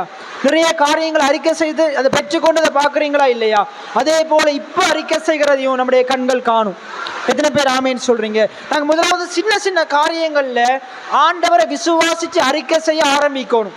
ஏன்னா சின்ன சின்ன காரியங்கள்ல ஆரம்பிக்கணும். முதலாவது இந்த மைக்குக்கு ஆண்டவரை விசுவாசிக்கணும். அதுக்கு பிறகு பெரிய பெரிய காரியங்களுக்கு விசுவாசிக்கணும். முதலாவது ஆண்டவர் பாருங்க சொல்றாரு, அசைகிற மரத்தை காட்டி சொல்றாரு. ஏன்னா அசைகிற மரத்தை காட்டி சொல்றாரு, இதை புடுங்கி போகணும்னு சொல்லு. அதுக்கப்புறம் அசையாத மலையை பார்த்து முடியாத காரியத்தை பற்றி பார்த்து பேசுன்னு சொல்றாரு. இன்னைக்கு நம்முடைய வாழ்க்கையில நம்ம முதலாவது முடியாத காரியங்களுக்கு எதிராக பேசணுமா இருந்தா முதலாவது சின்ன சின்ன காரியங்களை பார்த்து பேச பழகணும். சின்ன சின்ன குறைவுகளை பார்த்து பேச பழகணும். எத்தனை பேர் ஆமேன்னு சொல்றீங்க? உடனே அங்க போகக்கூடாது. ஒவ்வொரு ஸ்டெப்பா வளரணும். சின்ன சின்ன காரியத்தோடு வளரணும். நம்முடைய ஜெபங்களை சின்ன சின்ன காரியத்தில் ஆண்டவரை விசுவாசிச்சு நம்முடைய ஜெபங்களை ஆரம்பிக்கணும். ஜெபங்களை நாங்க ஆரம்பிக்கணும். ஏசு முதலாவது ஒரு அத்தி மரத்தை என்ன செய்யறாரு? அத்தி மரத்தை பார்த்து பேசுறாரு. இப்ப ஆண்டவர் விசுவாசத்தோட சீஷர்களை சொல்றாரு, நீ மலையை பார்த்து பேசுன்னு சொல்றாரு. மலையை பார்த்து பேசுன்னு சொல்றாரு. இப்ப பாருங்க, நம்ம இதுல விசேஷமா உங்களுக்கு சொல்ல வர காரியம் என்னண்டா, முதலாவது இயேசு சொன்னாரு, சீஷர்கள் கேட்டாங்க, சீஷர்கள் பார்த்தாங்க. இன்னைக்கு நீங்க போய் சொல்ல போறீங்க, நீங்க ஜெபம் பண்ண போறீங்க, அதை உங்களுடைய காதுகள் கேட்க போகுது, உங்களை சுற்றி இருக்கிறவங்களுடைய காதுகள் கேட்க போகுது. நீங்க பண்ணின ஜெபத்தை உங்களுடைய கண்கள் காண போகுது, உங்களை சுற்றிலும் இருக்கிற ஜனங்களுடைய கண்களும் காண போகுது. எத்தனை பேர் ஆமேன்னு சொல்றீங்க? இதை விசுவாசிக்கணும். பாருங்க, நீங்க எதை ஜெபித்தாலும் இப்படிப்பட்ட நிச்சயத்தோடு ஜெபிக்கணும். இப்படிப்பட்ட நிச்சயத்தோட ஜெபிக்கணும். வேகமா நம்ம முடிக்க போகிறோம். கொஞ்சம் கீழே வாசிங்க. அவருக்கு பயந்திருந்தார்கள். சாயங்காலமான போது அவர் நகரத்திலிருந்து புறப்பட்டு போனார். 20வது வசனத்தை பாருங்க. மறுநாள் காலையிலே அவர்கள் அவ்வழியாய் போகும்போது அந்த அத்திமரம் வேரோடு பட்டு போயிருக்கிறதை கண்டார்கள். எப்படி பட்டு போயிருக்கான்? வேரோடு பட்டு போயிருக்கு. வேரோடு இப்ப வேரோடு பட்டு போயிருக்குன்னு அவங்களுக்கு அடுத்த நாள் தெரிஞ்சுது. வெளியில எப்ப பட்டு போச்சு? 2வது நாள் தான் பட்டு போச்சு. ஆனா இயேசு எப்ப சொன்னாரோ அப்பவே வேர் பட்டு போயிருச்சு. எத்தனை பேர் ஆமீன்னு சொல்றீங்க? இப்ப நீங்க ஒரு வார்த்தையை சொன்னீங்களா இருந்தா, விசுவாசத்தோடு இப்ப ஜெபம் பண்ணுவீங்களா இருந்தா, ஆண்டவர் காணப்படாத ரீதியில நீங்க சொன்ன மாத்திரத்துல மாற்றத்தை உண்டு பண்றாரு. எத்தனை பேர் ஆமீன்னு சொல்றீங்க? இப்ப நான் ஒரு காரியத்துக்காண்டி இப்ப ஜெபம் பண்ணணும் வைங்களேன், நான் இப்ப ஜெபம் பண்ணும் போது எனக்கு என்ற கண்களுக்கு புலப்படாத ரீதியில ஆண்டவர் பதில கொடுத்துட்டாரு. ஆண்டவர் பதில கொடுத்துட்டாரு, கொடுத்து முடிச்சிட்டாரு. எத்தனை பேர் ஆமேன்னு சொல்றீங்க? ஆண்டவர் நமக்கான காரியங்களை ஆயத்தம் பண்ணிட்டாரு. இப்ப நம்ம ஜெபம் பண்ணும் போது அதை நம்ம விசுவாசிக்கணும். இதை நம்ம விசுவாசிக்கணும். ஆனா உலகம் சொல்லும் நடந்தாதான் உண்மைன்னு சொல்லும். ஆனா விசுவாசம்ன்றது என்னது? காணப்படாதவைகளின் நிச்சயமா இருக்குது. ஏசு காணப்படாத நிச்சயத்தோடு ஜெபம் பண்ணினார். என்ன நிச்சயம்? ஏசு ஜெபம் பண்ணும் போதே அங்க வேறு பட்டு போனதை கண்டார். எத்தனை பேர் ஆமேன்னு சொல்றீங்க? இப்ப வேர் பட்டு போகுமா இருந்தா முழு மரமும் என்ன செய்திரும்? பட்டு போயிரும். வேர் பட்டு போகுமா இருந்தா முழு மரமும் பட்டு போயிரும். ஆகையினால நீங்க முதலாவது மேல பட்டு போகிறதுக்கு முன்னுக்கு நீங்க இன்னைக்கு ஜெபம் பண்ணும் போது உங்களுடைய வேர் பட்டு போகும். உங்களுக்கு எதிராக இருக்கிற சூழ்நிலையுடைய வேர் பட்டு போகும். எத்தனை பேர் ஆமேன்னு சொல்றீங்க? உங்களுக்காக எழும்பி நிற்கிற அந்த காரியத்தினுடைய வேர் பட்டு போகும். அந்த அஸ்திபாரம் பட்டு போகும். அந்த அஸ்திபாரம் நிலைப்பதில்லை. நம்ம அடிக்கடி ஒரு பாட்டு பாடுறது, அஸ்திபாரம் நிலைப்பதில்லை. அங்க பாருங்க, பவுலும் சீலாவும் ஜெபம் பண்றாங்க, முழு பில்டிங்கும் ஆடுது. ஏன் ஆடுது? அஸ்திபாரம் ஆட வலிக்கிடுது. அஸ்திபாரம், உறுதியான அஸ்திபாரம் என்ன செய்யுது? ஆட வலிக்கிடுது. பாருங்க, அந்த அஸ்திபாரத்தை காட்டிலும், மனுஷன் உண்டாக்கின அஸ்திபாரத்தை காட்டிலும் கர்த்தருடைய வார்த்தையை சொல்லி ஜெபிக்கிற மனுஷனுடைய ஜெபம் வல்லமையானது. எத்தனை பேர் ஆமேன்னு சொல்றீங்க? என்னோட சேர்ந்து சொல்லுங்க. மனுஷன் கைகளினால் ஆன அஸ்திபாரத்தை காட்டிலும் தேவனுடைய வார்த்தையை சொல்லி ஜெபிக்கிற மனுஷனுடைய ஜெபம் வல்லமையானது. எத்தனை பேர் ஆமேன்னு சொல்றீங்க? உங்களுடைய பிரச்சனைகளுக்கு இருக்கிற அஸ்திபாரங்களை காட்டிலும், உங்களுடைய பிரச்சனைகளுக்கு இருக்கிற பெரிய பெரிய வேர்களை காட்டிலும் தேவனுடைய வார்த்தையை சொல்லி ஜெபிக்கிற உங்களுடைய ஜெபம் வல்லமையானது. எத்தனை பேர் ஆமேன்னு சொல்றீங்க? அப்ப நீங்க ஜெபித்தா அஸ்திபாரம் நிலைக்காது. நீங்க ஜெபித்தா அது எவ்வளவு பெரிய எரிகோ மதிலா இருந்தாலும், எவ்வளவு பெரிய மதிலா இருந்தாலும், எத்தனை ஆண்டுகள் கஷ்டப்பட்டு கட்டினதா இருந்தாலும் அது ஒரே நிமிஷத்துல இடிந்து விழ பண்ணுவார். அப்படிப்பட்ட தேவனை தான் நாங்களும் நீங்களும் ஆராதிக்கிறோம். அப்ப பாருங்க எவ்வளவு அருமையா அந்த வார்த்தைகள் சொல்லுது. அவங்க சொன்ன மாத்திரத்துல என்ன செய்து வேறு பட்டு போயிருச்சு. அவங்க வேறு பட்டு போனதை கண்டார்கள். இன்னைக்கு நீங்க என்ன செய்ய போறீங்க? இன்றைக்கு நீங்க சொல்ல போறீங்க. இன்றைக்கு நீங்க விசுவாச கண்களினால சொல்லி சொல்லி நீங்க ஜெபம் பண்ணி அந்த வேறு பட்டு போனதை இயேசு எப்படி பார்த்தாரோ, அவர் சொல்லும் போது எப்படி பார்த்தாரோ இப்பவே நாங்க பார்க்க போறோம். இப்ப நான் என்ன செய்யறேன்? நான் ஜெபம் பண்றேன். இந்த இடம் முழுக்க ஆண்டவர் ஜனங்களினால நிரப்ப போறார். எத்தனை பேர் ஆமேன்னு சொல்றீங்க? நிறைய பேர் கண்ட பிறகுதான் விசுவாசிப்பாங்க. நான் இப்பவே விசுவாசிக்கிறேன். எத்தனை பேர் ஆமேன்னு சொல்றீங்க? நாங்க பழைய ஏற்பாடுல ஒரு வார்த்தை பார்த்தோம். அந்த எலிசாவும் கேயாசியினுடைய சம்பவம் என்ன, அவங்க சங்கீதம் 34:7 காலம்பரை தியானிக்கிறாங்க. தியானிச்சுட்டு இவங்க வெளியில போறாங்க. கேயாசி வெளியே போகும்போது அங்க நிறைய ரதங்கள் குதிரை வீரர்கள்லாம் இருக்கிறாங்க. ரதங்கள் குதிரை வீரர்கள்லாம் இருக்கிறாங்க. அவன் பயந்து உள்ள வந்து எலிசாட்ட சொல்றான். எலிசா என்ன சொல்றாரு? அப்படியா, வா இந்த பக்கத்தால கதவை திறந்து ஓடிடுவோம் அப்படியா சொல்றாரு. என்ன சொல்றாரு? அவர்களோடு இருப்பவர்களை காட்டிலும் நம்மோடு இருக்கிறவர் அதிகம். அதுக்கப்புறம் கேயாசி என்ன செய்யறாரு தெரியுமா? அந்த அவனுடைய கண்களை திறக்கும்படிக்கு ஜெபம் பண்றாரு. கேயாசினுடைய கண்கள் திறக்கும்படிக்கு எலிசா ஜெபம் பண்றாரு. கண்களை திறக்கும் போது முழுவதும் தேவதூதர்கள் பாளையம் இறங்கி இருக்கிறாங்க. சங்கீதம் 34:7 சொல்லுது, கர்த்தருக்கு பயந்தவர்களை சுற்றிலும் தேவதூதர்கள் பாளையம் இறங்கி அவர்களை காக்கிறார்கள். எத்தனை பேர் ஆமேன்னு சொல்றீங்க? அப்ப இன்றைக்கு நம்முடைய வாழ்க்கையிலையும் நாங்க இப்படிப்பட்ட விசுவாசம் உள்ளவங்களா இருக்கணும். எலிசாவை போல விசுவாசிக்கிறவங்களா இருக்கணும். ஆண்டவருடைய வார்த்தை சங்கீதம் 34:7 என்ன சொல்லுது? ஆண்டவருக்கு பயந்த எனக்கு என்னையே சுற்றிலும் தேவதூதர்கள் இருக்கிறார்கள். தேவதூதர்கள் இருக்கிறார்கள். கேயாசி எலிசா இதே சொல்லி கொண்டிருந்திருப்பார். தேவதூதர்கள் என்னைய சுற்றிலுமா இருக்கிறார்கள், தேவதூதர்கள் என்னை சுற்றிலுமாய். இப்ப கேயாசி வந்து சொல்றான், எங்க தேவதூதர்கள் இருக்கிறாங்க? வடியா வந்து கண்ணை திறந்து பாருங்க, யார் இருக்கிறா? எதிரிகளின் படை தான் இருக்குது. இவர் என்ன சொல்றாரு? இல்லை இல்லை, எதிரிகளின் படைகள் இல்லை, அவர்களை பாக்கிலும் ஆண்டவர் எனக்காக ஆயத்தம் பண்ணின என்ற பாதுகாக்காக ஏற்படுத்தின தேவதூதர்கள் சுற்றிலும் இருக்கிறார்கள். எத்தனை பேர் ஆமேன்னு சொல்றீங்க? அவர்களுக்கு முன்னுக்கு இவங்க ஒருத்தரும் ஒன்றுமே இல்லை, இவங்க எம்மாத்திரம். அவர்களை முறியடிப்பார்கள். அவர்கள் என்ன என்ன ஆயுதங்கள் எங்களுக்கு எதிராக ஏந்தாலும் அதை எங்களை அணுகுவது இல்லை. பாருங்க, ஆண்டவருடைய வார்த்தை மேல எலிசாக்கு இருந்த நிச்சயத்தை பார்த்தீங்களா? அந்த வாக்கு தத்துவத்தின் மேல் இருந்த நிச்சயத்தை பார்த்தீங்களா? இன்னைக்கு பாருங்க, உங்களுடைய வாழ்க்கையிலையும் நீங்க இப்படிப்பட்ட நிச்சயம் உள்ளவங்களா இருக்கணும். நிச்சயம் உள்ளவங்களா? அதனால் அப்போ நமக்கு என்ன இருக்கணும்? அதிகாலம் மேல எழும்பி. எலிசா எப்போ எழும்பினார்? அந்த சம்பவத்தில் அதிகாலம் எழும்பினார். எழும்பினோன்னு என்ன செஞ்சாரு? வார்த்தையை தியானிச்சார். சங்கீதம் 34:7 தியானிச்சார். இன்னைக்கு நீங்களும் என்ன செய்யணும்? சங்கீதம் மாத்திரமல்ல, அதிகாலம் எழும்பி ஆண்டுடைய வார்த்தையை தியானிக்கிற பழக்கத்துக்குள்ள வரணும். ஒரு வசனத்தை சரி அன்றைக்கு முழுக்க சொல்லிக்கொண்டே இருக்கணும். ஒரு நல்ல பாட்டை சரி அன்றைக்கு முழுக்க பாடிக்கொண்டே இருக்கணும். அந்த பாடல் தான், அந்த சத்தியம்தான் அன்றைய நாளில் உங்களை விடுதலையாக்க போகுது. எத்தனை பேர் ஆமேன்னு சொல்றீங்க? அப்போ நாங்கள் தேவனுடைய விசுவாசம் உடையவர்களாக இருக்கணும். இப்போ நான் முதலாவது பேசினேன், தேவனுடைய விசுவாசத்தை எப்படி பெற்றுக்கொள்ள முடியும்? தேவனிடத்திலிருந்து தான் பெற்றுக்கொள்ள முடியும். எத்தனை பேர் ஆமேன்னு சொல்றீங்க? தேவன் தான் விசுவாசத்தை தொடக்கிறவராக இருக்கிறார். அப்போ தேவனிடத்தில் விசுவாசத்தை பெற்றுக்கொள்ளணுமா இருந்தா தேவன் தான் அதை தர்றாரு. எப்படி தர்றாருன்னா வார்த்தை மூலமா தர்றாரு, வாக்குத்தத்தத்தின் மூலமா தர்றாரு, நல்ல நல்ல போதனைகள் மூலமா தர்றாரு. எத்தனை பேர் ஆமேன்னு சொல்றீங்க? ஆகையினால வேதத்தை கேட்கும்படிக்கு நம்முடைய செவியை நாங்கள் சாய்க்க வேண்டும். இப்போ வேதத்தை கேளாதபடி தன் செவியை விளக்குறவனுடைய ஜெபம் அருவருப்பானது. வேதத்தை கேட்கும்படி தன் செவியை அர்ப்பணிக்கிறவனுடைய ஜெபம் வல்லமை ஆனது. எத்தனை பேர் ஆமேன்னு சொல்றீங்க? ஆகையினால வசனத்தையும் கேளுங்க, நல்ல நல்ல பிரசங்கத்தையும் கேளுங்க. அதே நேரத்தில் அந்த வார்த்தைகளை பயன்படுத்தி ஜெபம் பண்ணி பாருங்க, நீங்க நிச்சயமா பதிலை பெற்றுக்கொள்வீங்க. நீங்க ஜெபிக்கும் போது வேறு பட்டு போகிறத பார்ப்பீங்க, அஸ்திபாரம் அது அதிர்றத பார்ப்பீங்க. எத்தனை பேர் ஆமேன்னு சொல்றீங்க? அப்ப ஜெபத்துக்கு எவ்வளோ பெரிய வல்லமை இருக்கு பாருங்க. இப்படிப்பட்ட பிரசங்கங்களை கேட்டுதான் என்னுடைய வாழ்க்கையில நான் என்னுடைய ஜெபங்களை பாடல்களை மாற்ற கற்றுக்கொண்டேன். நான் ஜெபிக்கும் போது, நான் சொல்லும் போது ஆண்டவர் பெரிய காரியங்களை செய்கிறத நான் பார்க்குறேன். இன்னும் பெரிய காரியங்களை செய்வார்ன்ற நிச்சயத்தோடு நான் இருக்கிறேன். எத்தனை பேர் ஆமேன்னு சொல்கிறீங்க? சரி, நம்ம முடிக்க போகிறோம். தொடர்ந்து அடுத்த கிழமை நம்ம இதை பற்றி இன்னும் நிறைய காரியங்களை நம்ம பார்க்க போகிறோம். அதுக்கு அடுத்த வசனத்தை பாருங்கள், 22வது வசனம். இயேசு அவர்களை நோக்கி, ரைட், இப்போ அத்திமரத்தை பற்றி சொல்லிட்டு சொல்றாரு, சீஷர்களை பார்த்து சொல்றாரு, இப்போ நான் எப்படி தேவனுடைய விசுவாசம் உள்ளவனாய் இருந்தனோ நீயும் தேவனிடத்தில் விசுவாசம் உள்ளவனாய் இரு. இயேசு எப்படி தேவனிடத்தில் விசுவாசம் உள்ளவராக இருந்தாரு?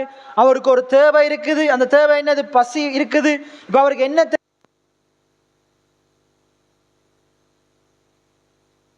தேவை? ஆண்டவர் என்ன செய்கிறாரு? ஐயோ சாப்பாடு இல்லையே என்று கத்தி கொண்டு இல்லை. ஏன்னா அங்கே போய் சாப்பாட்டுக்காக ஒரு இடத்துக்கு போகிறாரு, அங்கேயும் ஒன்றுமே இல்லை. அழுது புலம்பலை, கவலைப்பட்டு கொண்டு இல்லை. மற்றாக்கள்கிட்ட என்னடா இந்த அத்திமரத்தில், அவர் ஒன்றுமே சொல்லலை. அவர் என்ன செய்கிறாரு? அவர் விசுவாசத்தோடு ஒரு காரியத்தை செய்கிறார்.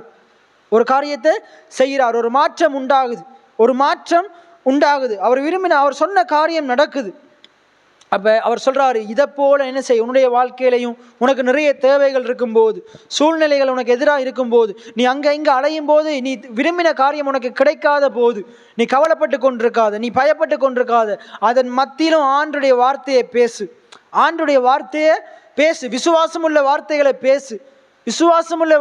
பேசு. அத்திமரத்தை பார்த்து பேசு, பிரச்சனையை பார்த்து பேசு, உன்னுடைய சூழ்நிலையை பார்த்து பேசு. அதை பற்றி பேசி கவலைப்பட்டு கொண்டிருக்காத. நான் போன கிழமை பேசின அசதி, அவிசுவாசம், சோர்வு, கவலை, பயம் வருதண்டா பிரச்சனையே பேசி கொண்டிருக்கிறதால வருது, சூழ்நிலையை பற்றி பேசி கொண்டிருக்கிறதால வருது. ஆனால் விசுவாசம் எப்படி வருது? தேவனுடைய வார்த்தையை பேசுறதால வருது. எத்தனை பேர் ஆமேன்னு சொல்றீங்க? அப்போ நம்ம பிரச்சனையை பற்றி பேசுகிற விசுவாசிகளாக இருக்கக்கூடாது. நாங்கள் தேவனுடைய வார்த்தைகளை பேசுகிற, தேவன் நமக்கு கொடுத்த வாக்குத்தத்தங்களை பேசுகிற ஆண்டவருடைய பிள்ளைகளாக இருக்கணும். எத்தனை பேர் ஆமேன்னு சொல்றீங்க? தேவனுடைய வார்த்தைகளை பேசுகிற விசுவாசியினுடைய ஜெபங்களை ஆண்டவர் கனம் பண்ணுறார். அந்த ஜெபங்களுக்குரிய பதிலை ஆண்டவர் உடனடியாக கொடுக்கிறார். ஆகையினால நாங்கள் விசுவாசத்தோடு ஜெபம் பண்ண கற்றுக்கொள்ள வேண்டும் என்று தேவனுடைய வார்த்தை சொல்லுது. தேவகரமான விசுவாசத்தை உடையவர்களாக இருக்க வேண்டும் என்று ஆண்டுடைய வார்த்தை சொல்லுது. நாங்கள் என்ன செய்யணும்? பிரச்சனைகளை பார்த்து பேச வேண்டும். அப்போ சொல்கிறார் இயேசு அவர்களை நோக்கி, சீஷர்களை நோக்கி, தேவனிடத்தில் விசுவாசம் உள்ளவர்களாக இருங்கள். எவனாகிலும் இந்த மலையை பார்த்து, இப்போ சொல்கிறாரு, நான் அத்திமரத்தை பார்த்து பேசிட்டேன், இப்போ நீ தேவனுடைய விசுவாசத்தை உள்ளவனாயிரு. நான் அசைகிற மரத்தை பார்த்து தான் பேசினேன். உனக்குள்ள தேவனுடைய விசுவாசம் இருக்குமா இருந்தா நீ அசையாத மலையை பார்த்தும் பேசுகிற அளவுக்கு உன்னுடைய விசுவாசத்தை நீ வளர்த்து கொள்ளுவேன். எத்தனை பேர் ஆமேன்னு சொல்கிறீங்க? இன்றைக்கி ஆண்டவர் பெரிய பெரிய காரியங்களை செய்ய வல்லமையுள்ளவராக இருக்கிறார். ஆண்டவரால் செய்ய முடியாத காரியங்கள் ஒன்றுமே இல்லை. எல்லாம் சொல்லுங்கள், ஆண்டவர் முடியாதவைகளை சாத்தியமாக்குகிறவராக இருக்கிறார். இன்னைக்கு ஒருவேளை உங்களுடைய கையினால் முடியாதது, உங்களுடைய பராக்கிரமத்தினால முடியாதது, தேவன் அவருடைய கரத்தினால செய்து முடிப்பார். எத்தனை பேர் ஆமேன்னு சொல்கிறீங்க? கடந்த வருஷத்தில் நான் அதிகமாக சொன்ன வார்த்தை இதுதான். என்னுடைய பலத்தினால் முடியாதது, என்னுடைய பராக்கிரமத்தினால் முடியாதது, என்னுடைய ஆண்டருடைய வலது கரத்தினால் அது செய்ய முடியும். எத்தனை பேர் ஆமேன்னு சொல்கிறீங்க? இன்றைக்கி நான் உங்களுக்கு சொல்கிறேன், ஆண்டருடைய வலது கரம் உங்களுக்கு பராக்கிரமம் செய்யும். உங்களுடைய வாழ்க்கையில் நீங்கள் ஒருவேளை ஐயோ இதெல்லாம் முடியவே முடியாது பினகாஸ், நீங்கள் சொல்கிற மாதிரி இது என்னுடைய வாழ்க்கையில் நடக்க போகிறதே இல்லைன்னு சொல்லலாம். நான் சொல்கிறேன், முடியாதவைகளை சாத்தியமாக்குற ஆண்டவர் இந்த காரியங்களை உங்களுடைய வாழ்க்கையில் சாத்தியமாக்குவார். எத்தனை பேர் ஆமேன்னு சொல்கிறீங்க? நீங்கள் உங்களுடைய பலத்தை பார்க்காதீங்க, உங்களுடைய பிரயாசத்தை பார்க்காதீங்க, உங்களுக்கு என்ன இருக்குது இல்லை அதை பார்க்காதீங்க. நீங்கள் ஆராதிக்கிற ஆண்டவர் எப்படிப்பட்டவர்ன்றதை பாருங்கள். நீங்கள் ஆராதிக்கிற ஆண்டவர் சொன்ன வாக்குத்தத்தத்தை பாருங்கள். இன்றைக்கி நான் விண்ணப்பம் பண்ணும்போது ஒரு வார்த்தையை சொன்னேன். முதலாவது விண்ணப்பமே அதுதான். இன்றைக்கி உங்களை பற்றி குறை பேசுகிற மனுஷனுடைய வார்த்தையை பார்க்காதீங்க, உங்களை இகழ்ந்து பேசுகிற மனுஷனுடைய வார்த்தையை பார்க்காதீங்க. அவங்கள பற்றி பெருமைப்படுகிற, உங்களுடைய தலையை உயர்த்த பிரயாசப்படுகிற ஆண்டருடைய வார்த்தையை பாருங்கள். எத்தனை பேர் ஆமேன்னு சொல்கிறீங்க? நிச்சயமாக ஆண்டு உங்களுடைய சூழ்நிலைகளை மாற்றுவார். நான் இன்றைக்கி விசேஷமாக சொல்கிற காரியம், நீங்கள் ஜெபிக்கும் போது உங்களுடைய பிரச்சனைகள் வேரோடு பட்டு போகிறது. நாளைக்கு இல்லை, நீங்கள் ஜெபித்த போதே பட்டு போகிறது. எத்தனை பேர் ஆமேன்னு சொல்கிறீங்க? நீங்கள் வாய்களை திறந்து ஜெபிங்க, ஆண்டுடைய வார்த்தையை வாயில வைங்க, இருதயத்தில் வைங்க, விசுவாசத்தோடு ஜெபம் பண்ணுங்க, விசுவாசத்தோடு ஜெபம் பண்ணுங்க. தேவன் பெரிய காரியங்களை செய்வார், பெரிய காரியங்களை செய்வார். ஐயோ பினகாஸ், விசுவாசமுள்ள ஜெபம் பிணியாளிகளை ரட்சிக்கும்னு மட்டும்தானே சொல்லியிருக்குது. பிணியாளிகளையும் ரட்சிக்கும், உங்களுடைய குறைவுகளையும் நிறைவாக்கும், உங்களுடைய தோல்விகளையும் வெற்றியாக மாற்றும். எத்தனை பேர் ஆமேன்னு சொல்கிறீங்க? உங்களுடைய சூழ்நிலை எதுவாக இருந்தாலும் சரி, விசுவாசம் உள்ள ஜெபம் உங்களுடைய சூழ்நிலைகளை நீங்கள் அது மாற்றி போட வல்லமையுள்ளதாக இருக்குது. எத்தனை பேர் ஆமேன்னு சொல்கிறீங்க? ஆகையினால நம்முடைய ஜெபத்தை நாங்கள் என்ன செய்யணும்? ஜெபத்துக்குள்ளே நம்முடைய விசுவாசத்தை கலந்து கொள்ளணும், விசுவாசத்தோடு ஜெபம் பண்ணணும். இன்றைக்கு நம்முடைய பிரசங்கத்தின் தலைப்பே விசுவாசமுள்ள ஜெபம். என்ன ஜெபம்? விசுவாசமுள்ள ஜெபம். போன கிழமை என்ன இருக்கக்கூடாதுன்னு பேசின 4 காரியங்கள்: சோர்வு இருக்கக்கூடாது, பயம் இருக்கக்கூடாது, கவலை இருக்கக்கூடாது, அவிசுவாசம் இருக்கக்கூடாது. இன்றைக்கு நம்ம என்ன பார்த்தோம்? நம்முடைய ஜெபத்தில் என்ன இருக்கணும்? விசுவாசம் இருக்கணும். யாருடைய விசுவாசம் இருக்கணும்? தேவனுடைய விசுவாசம் இருக்கணும். தேவகரமான விசுவாசம் இருக்கணும். தேவகரமான விசுவாசம் என்ன செய்யும்? பிரச்சனையை பற்றி பேசாது, பிரச்சனையை பார்த்து பேசும். சூழ்நிலையை பற்றி பேசாது, சூழ்நிலையை பார்த்து பேசும். எத்தனை பேர் ஆமேன்னு சொல்கிறீங்க? சூழ்நிலையை பார்த்து என்னத்தை பேசும்? ஆண்டவருடைய வார்த்தையை பேசும். ஆண்டவர் என்ன வாக்குத்தத்தத்தை சொன்னாரோ அதை பேசும். இன்றைக்கு அதே போல் உங்களுடைய வாழ்க்கையில், எனக்கு தெரியாது இதில் இருக்கிற எல்லா சின்னாக்கள் பெரியாக்கள் என்ன, ஆண்கள் பெண்கள், பைபிள் சொல்லுது சிறியவர்கள்னு சொல்லலை, எவனாகிலும் இந்த மலையை பார்த்து, அது யாராக இருந்தாலும் சரி, பணக்காரனாக இருந்தாலும் சரி, ஏழையாக இருந்தாலும் சரி, என்ன பெரியாராக இருந்தாலும் சரி, சிறியாராக இருந்தாலும் சரி, என்ன பாஸ்டராக இருந்தாலும் சரி, விசுவாசியாக இருந்தாலும் சரி, ஆணாக இருந்தாலும் சரி, பெண்ணாக இருந்தாலும் சரி, எவனாகிலும் எவன் வாயை திறந்து மலையை பார்த்து பேசினாலும் அது நிச்சயமாக நடக்கும், அது நிச்சயமாக பெயர்ந்து போகும். எத்தனை பேர் ஆமேன்னு சொல்கிறீங்க? நீங்கள் யாராக இருந்தாலும் சரி, நீங்கள் யாராக இருக்கிறீங்கன்றது முக்கியம் இல்லை, நீங்கள் என்ன சொல்கிறீங்கன்றது தான் முக்கியம். உங்களுடைய வாய் என்னத்தை பேசுன்றது தான் முக்கியம். எத்தனை பேர் ஆமேன்னு சொல்கிறீங்க? ஆகையினால உங்களுடைய நாவின் அறிக்கையை குறித்து ஜாக்கிரதை உள்ளவங்களாக இருங்க. உங்களுடைய ஜெபத்தை குறித்து எச்சரிக்கையாக இருங்க. பைபிள் சொல்லுது, நீ ஜெபம் பண்ணும்போது அஞ்ஞானிகளை போல ஜெபம் பண்ணாத, அஞ்ஞானிகளை போல வீண் மாய்மான வார்த்தைகளை பேசாத, அதிக வசனிப்பாக ஜெபம் பண்ணாதன்னு சொல்கிறாரு. உன்னுடைய ஜெபம் சுருக்கமாக இருந்தாலும் அந்த ஜெபம் விசுவாசம் உள்ள ஜெபமாக இருக்குமா இருந்தால் அந்த விசுவாசம் உள்ள அந்த சிறிய ஜெபம் பெரிய காரியங்களை செய்யும். எத்தனை பேர் ஆமேன்னு சொல்கிறீங்க? அது நீ ஜெபிக்கும் போதே உடனடியாக உன்னுடைய பிரச்சனைகளை பட்டு போக செய்யும், அந்த பிரச்சனையின் அஸ்திபாரத்தை வேரோடு புடுங்க செய்யும். எத்தனை பேர் ஆமேன்னு சொல்கிறீங்க? ஆகையினால இன்றைக்கு நீங்கள் ஒருவேளை நிறைய நேரத்தில் கடந்த காலத்தில் இப்படிப்பட்ட ஜெபங்களை பண்ணாமல் இருந்திருக்கலாம், ஒருவேளை பண்ணியிருக்கலாம். ஒருவேளை பண்ணாதவங்க நீங்கள் இப்படி சொல்லுங்கள், ஆண்டவரே நான் இந்நாள் வரைக்கும் இப்படிப்பட்ட சத்தியத்தை அறியாமல் நிறைய நேரங்களில் நான் என்ன செய்திருக்கிறேன், என்னுடைய ஜெபத்தில் விசுவாசமே கிடையாது. நான் ஆண்டவரை நீங்கள் எனக்கு கொடுத்த வாக்குத்தத்தத்தை சொல்லி ஜெபம் பண்ணாமல் என்னுடைய பிரச்சனைகளை சொல்லி அழுது புலம்பி இருக்கிறேன், என்னைய தயவாக மன்னிங்க. ஒருவேளை நீங்கள் இதுக்குள்ளே ஏற்கனவே வந்துட்டீங்களா இருந்தால் நீங்கள் சொல்லுங்கள், ஆண்டவரே இன்னும் நான் எப்படி விசுவாசத்தோடு ஜெபம் பண்ணுறது என்று எனக்கு நீங்கள் கற்றுத்தாருங்க, எனக்கு நீங்கள் கற்றுத்தாருங்க. இன்னும் நான் அதிகமாக விசுவாசத்தோடு ஜெபம் பண்ணணும், என்னுடைய ஜெபத்தை நான் இன்னும் அதிகப்படுத்தணும், நான் இன்னும் உண்மையை நம்பி ஜெபம் பண்ணணும், நீர் செய்வீர் என்ற நிச்சயத்தோடு ஜெபம் பண்ணணும். நான் ஜெபம் பண்ணும் போதே மாற்றங்கள் நடக்கிறத விசுவாச கண்களால் பார்க்கணும். எனக்கு உதவி செய்யுங்க, எனக்கு உதவி செய்யுங்கன்னு சொல்லி நீங்கள் கேட்பீங்களா இருந்தால் ஆண்டவர் உங்களுடைய ஜெபத்தை இன்னும் வல்லமையுள்ளதாக மாற்றுவார். இன்னும் அதிக நேரம் விசுவாசத்தோட ஜெபம் பண்ண ஆண்டவர் உதவி செய்வார். நீங்கள் ஜெபிக்கும் போதே மாற்றங்கள் நடக்கிறத பார்க்க செய்வார். எலிசா ஜெபித்த போதே தேவதூதர்கள் இருக்கிறத பார்த்தாங்க. கேயாசி பார்க்கறதுக்கு நேரம் சென்றது, ஆனால் எலிசா உடனடியாக பார்த்தான். ஏசு ஜெபித்த போது, ஏசு சொன்ன போது அத்திமரம் பட்டு போனது ஏசு சொன்ன மாத்திரத்திலே பார்த்தாரு. சீஷர்கள் அடுத்த நாள் தான் பார்த்தாங்க. ஒருவேளை நீங்கள் நாளைக்கு பார்க்குறவங்களா இருக்கலாம், நடந்த பிறகு பார்க்குறவங்களா இருக்கலாம். இன்றைக்கு நீங்கள் ஆண்டவரிடத்தில் உங்களுடைய இருதயத்தை ஒப்பு கொடுப்பீங்களா இருந்தால் நீங்கள் ஜெபிக்கும் போதே பார்ப்பீங்க, நீங்கள் ஜெபிக்கும் போதே அற்புதம் நடக்கிறத பார்ப்பீங்க, நீங்கள் சொல்லும் போதே பெரிய மாற்றங்கள் நடக்கிறத பார்ப்பீங்க. ஆண்டவர் அதை பார்க்கும்படிக்கு உங்களுடைய விசுவாச கண்களை திறப்பார், உங்களுக்கு பிரகாசமுள்ள மனக்கண்களை தருவார். நீங்கள் ஜெபிக்க ஜெபிக்க சூழ்நிலைகள் அது வேர் பகுதியில் காணப்படாத ரீதியில் மாறுறது ஆண்டவர் உங்களுக்கு காட்டுவார். எத்தனை பேர் ஆமேன்னு சொல்கிறீங்க? அதான் வேதம் சொல்லுது, நாங்கள் தரிசித்து நடக்குகிறவர் அல்ல, நாங்கள் விசுவாசித்து நடக்குகிறவர்களாக இருக்கிறோம். எத்தனை பேர் ஆமேன்? எல்லாம் சொல்லுங்கள், நான் தரிசித்து நடப்பவன் அல்ல, நான் விசுவாசித்து நடப்பவனாக இருக்கிறேன். அப்படியே நாங்கள் அனைவரும் எழுந்து நின்றவர்களாக இந்த வார்த்தையை தேவனுடைய கரத்தில் ஒப்பு கொடுப்போம். ஆண்டவர் போன கிழமை நம்மோடு அருமையாக பேசினார். அநேக நேரங்களிலே நம்முடைய ஜெபங்கள் அது சோர்வாக, அது பயம் நிறைந்த ஜெபமாக, அவிசுவாசம் நிறைந்த ஜெபமாக, அசதி நிறைந்த ஜெபமாக நம்முடைய ஜெபம், இந்த 4 காரியங்களும் அநேக நேரங்களிலே நம்முடைய ஜெபங்களை தடை பண்ணி இருக்கிறது. ஆனால் ஆண்டவர் நமக்கு நிறைய காரியங்களை கற்றுத்தந்தார். இந்த அசதி, இந்த சோர்வு, பயம், கவலை போக வேண்டுமா இருந்தால் நாங்கள் ஆண்டவருடைய வார்த்தையை, வாக்குத்தத்தத்தை நம்முடைய இருதயத்திலும் வாயிலையும் வைத்து அதை தினந்தோறும் அதில் தியானமாக இருக்க வேண்டும் என்று ஆண்டவர் போன கிழமை பேசினார். இந்த கிழமை நம்முடைய வாழ்க்கையில் நம்முடைய ஜெபத்துக்குள்ளே விசுவாசம் இருக்க வேண்டும். அது தேவகரமான விசுவாசம் உடையவர்களாய் நாங்கள் இருக்க வேண்டும் என்று ஆண்டவர் நமக்கு கற்று தந்திருக்கிறார்.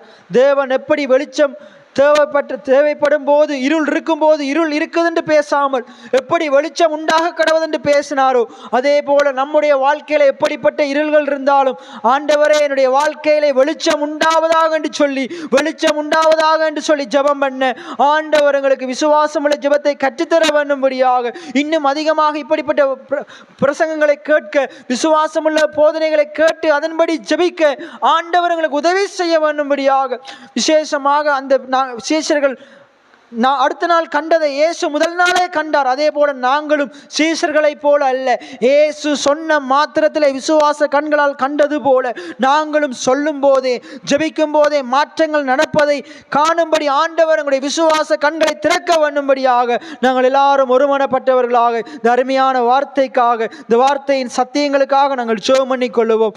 ஆமேன். ஆண்டவரே நன்றி செலுத்துகிறோம் சுவாமி. கர்த்தாவே நீங்க எங்களோடு பேசின இந்த வார்த்தைக்காக நன்றி செலுத்துகிறோம். ஆண்டவரே உம்முடைய வார்த்தையானது வல்லமையுள்ளதா இருக்கிறது சுவாமி. உம்முடைய வார்த்தையை, வாக்குத்தத்தத்தை சொல்லி ஜெபிக்கும் போது சொன்ன மாத்திரத்திலே மாற்றம் உண்டாகிறதை நாங்கள் காணுகிறோம். எங்களுடைய விசுவாச கண்களால் காணுகிறோம். ஆண்டவரை நீர் அத்திமரத்தை பார்த்து பேசினீரே சுவாமி. அத்திமரம் வேரோடு பட்டு போனதை கண்டீரே ஆண்டவரே. அதே போல நாங்களும் அத்திமரங்கள் எங்களுக்கு எதிராக எழும்பி நிற்கிற பிரச்சனைகள், சூழ்நிலைகள், எதிர்மறையான காரியங்கள் ஆண்டவரே பட்டு போனதை சொன்ன மாத்திரத்திலே காணும்படி ஜெபிக்க எங்களுக்கு உதவி செய்வீராக. அப்படிப்பட்ட விசுவாசம் உள்ளவர்களாய், அப்படிப்பட்ட விசுவாசம் உள்ள ஜெபம் பண்ணுகிறவர்களாய் எங்களை மாற்றுவீராக ஆண்டவரே. பவுலும் சீலாவும் ஜெபித்தது போல ஜெபிக்க எங்களுக்கு உதவி செய்யுங்க ஆண்டவரே. எலிசா சுற்றிலும் தேவதூதர்கள் இருப்பதை கண்டதை போல நாங்கள் விசுவாச கண்களால் காண உதவி செய்வீராக ஆண்டவரே. எல்லா விசுவாசத்தையும் பிடுங்கி எறிங்க, எல்லா சோர்வுகளையும் பிடுங்கி எறிங்க, எல்லா கவலைகளையும் ஆண்டவரை வேரோடு பிடுங்கி எறிங்க, எல்லா பயங்களையும் வேரோடு பிடுங்கி எறிவீராக ஆண்டவரே. எங்களுடைய ஜெபம் விசுவாசம் உள்ள ஜெபமாய் மாறட்டும். எங்களுடைய ஜெபம் பிரச்சனைகளை பற்றி பேசுகிற ஜெபமாய் இருக்கக்கூடாது. எங்களுடைய ஜெபம் பிரச்சனையை பார்த்து ஆண்டுடைய வார்த்தையை பேசுகிற ஜெபமாய் மாறட்டும்படியாய் ஜெபிக்கிறேன், மாறட்டும்படியாய் ஜெபிக்கிறேன் ஆண்டவரே. என் ஆண்டவர் அப்படி செய்ய வல்லமையுள்ளவராய் இருக்கிறபடி நான் நன்றி செலுத்துகிறேன் சுவாமி. எங்களுடைய ஜெபங்களை நாங்கள் இப்படிப்பட்ட ஜெபமாய் பண்ண எங்களுக்கு உதவி செய்வீராக, எங்களுக்கு உதவி செய்வீராக, எங்களுக்கு உதவி செய்வீராக ஆண்டவரே, எங்களுக்கு உதவி செய்வீராக ஆண்டவரே. நாங்கள் தேவனுடைய தேவகரமான விசுவாசத்தை உடையவர்களாக இருந்து தேவனை போல விசுவாசத்தோடு ஜெபம் பண்ண உதவி செய்வீராக ஆண்டவரே. தேவனை போல விசுவாசத்தோடு அறிக்கை செய்ய உதவி செய்வீராக ஆண்டவரே. இப்படிப்பட்ட ஜெபங்களை பண்ணாதபடிக்கு வருகிற அவிசுவாசம், பயம், கவலைகள், பயங்களை ஆண்டவர் வேரோடு பட்டுப்போக செய்யுங்க ஆண்டவரே, பட்டுப்போக செய்யுங்க சுவாமி. நல்ல ஆண்டவரே, ஆசீர்வாதமான இந்த வேத பாட வகுப்புக்காய் நாங்கள் நன்றி செலுத்துகிறோம். உடைய பிள்ளைகளாகிய நாங்கள் ஆண்டவரே, இந்த மழை, இந்த காலநிலைகள் சீரற்றதாக இருந்தாலும் ஆண்டவரே உடைய பாதத்திலே நாங்கள் வழக்கத்தின்படி கூடி ஜெபிக்க நீங்கள் பாராட்டின மாபெரும் உடைய கிருபைகளுக்காய் நன்றி ஆண்டவரே. இப்படிப்பட்ட சூழ்நிலையின் மத்தியிலும் இந்த பிள்ளைகளுக்கு கொடுத்திருக்கிற வாஞ்சைக்காய் ஆண்டவரே நான் நன்றி செலுத்துகிறேன் ஆண்டவரே. உம்மை நான் துதிக்கிறேன் சுவாமி. ஆண்டவரே, இந்த பிள்ளைகளுடைய விசுவாசம், இந்த பிள்ளைகளுடைய காரியங்களை நீங்கள் பார்க்குறீங்க ஆண்டவரே. ஏற்குரிய பலனை நீங்கள் கொடுக்கிறவராக இருக்கிறபடி நான் நன்றி செலுத்துகிறேன் சுவாமி. அப்பா, நீங்கள் எங்களோடு பேசின அருமையான நம்முடைய ஜீவனுள்ள வார்த்தைக்காய் நன்றி செலுத்துகிறேன். இந்த வார்த்தைகளை இன்று நாங்கள் கேட்டோம், நாங்கள் விசுவாசிக்கிறோம். நாங்கள் கேட்டதை எங்கள் கண்களினால் நாங்கள் காணுவோம், நிச்சயமாய் காணுவோம். அந்த அத்திமரம் எப்படி வேரோடு பட்டு போனதை சீஷர்களுடைய கண்கள் பார்த்ததோ அதை எங்களுடைய கண்களும் பார்க்கும், எங்களுடைய கண்களும் பார்க்கும். நாங்கள் காதால் கேட்டதை எங்களுடைய கண்கள் நிச்சயமாய் காணும். நாங்கள் இப்பொழுதே எங்களுடைய விசுவாச கண்களால் காணுகிறோம் சுவாமி. எங்களுடைய விசுவாச கண்களை நீங்கள் திறந்து கொடுத்தபடி நான் நன்றி செலுத்துகிறேன் அப்பா. நாங்கள் மலைகளை பார்த்து பேசத்தக்கதாக எங்களுடைய விசுவாசங்களை, எங்களுடைய ஜெபங்களை நாங்கள் வளர்த்து கொள்ள, இன்னும் ஆழமாக இப்படிப்பட்ட போதனைகளை கேட்க, இப்படிப்பட்ட போதனை கேட்கும்படி எங்களுடைய செவிகளை திறந்து கொடுக்க என் ஆண்டவர் எங்களுக்கு இன்னும் அதிகமாய் உதவி செய்வீராக. இப்படிப்பட்ட போதனைகளை கேட்கக்கூடாதபடிக்கு வருகிற தடைகளை என் ஆண்டவர் உடைத்தறிவீராக ஆண்டவரை.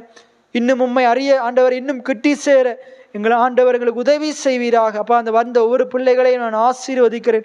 சிறியோர் முதல் பெரியோர் வரைக்கும் ஆசீர்வதிக்கிறேன். இந்த பிள்ளையுடைய படிப்பை ஆசீர்வதிக்கிறேன். தேவனுடைய கரம் கூட இருப்பதாக ஆண்டவரே. அதே போல பெரியோருடைய தொழில் வளங்களை ஆசீர்வதி, கையின் பிரயாசங்களை ஆசீர்வதிக்கிறேன். உடைய வார்த்தையின்படி இவர்களுக்கு பாக்கியமும் நன்மையும் உண்டாவதாக சுவாமி. இதை இவர்கள் கண்கள் காணுவார்களாக. என் ஆண்டவர் இதை செய்வார் என்ற நிச்சயத்தோடு அறிக்கை செய்து கொண்டே இருப்பார்களாக.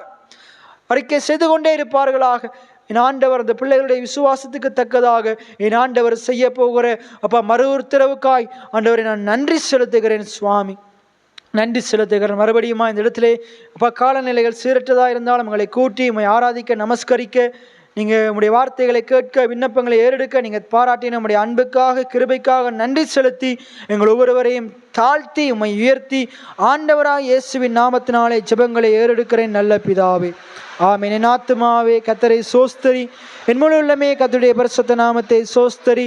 என் ஆத்துமாவே கர்த்தரை சோஸ்தரி, கர்த்தர் செய்த சகல உபகாரங்களையும் மறவாதே. ஆமென். கர்த்தர் உங்களை ஆசீர்வதிப்பாராக.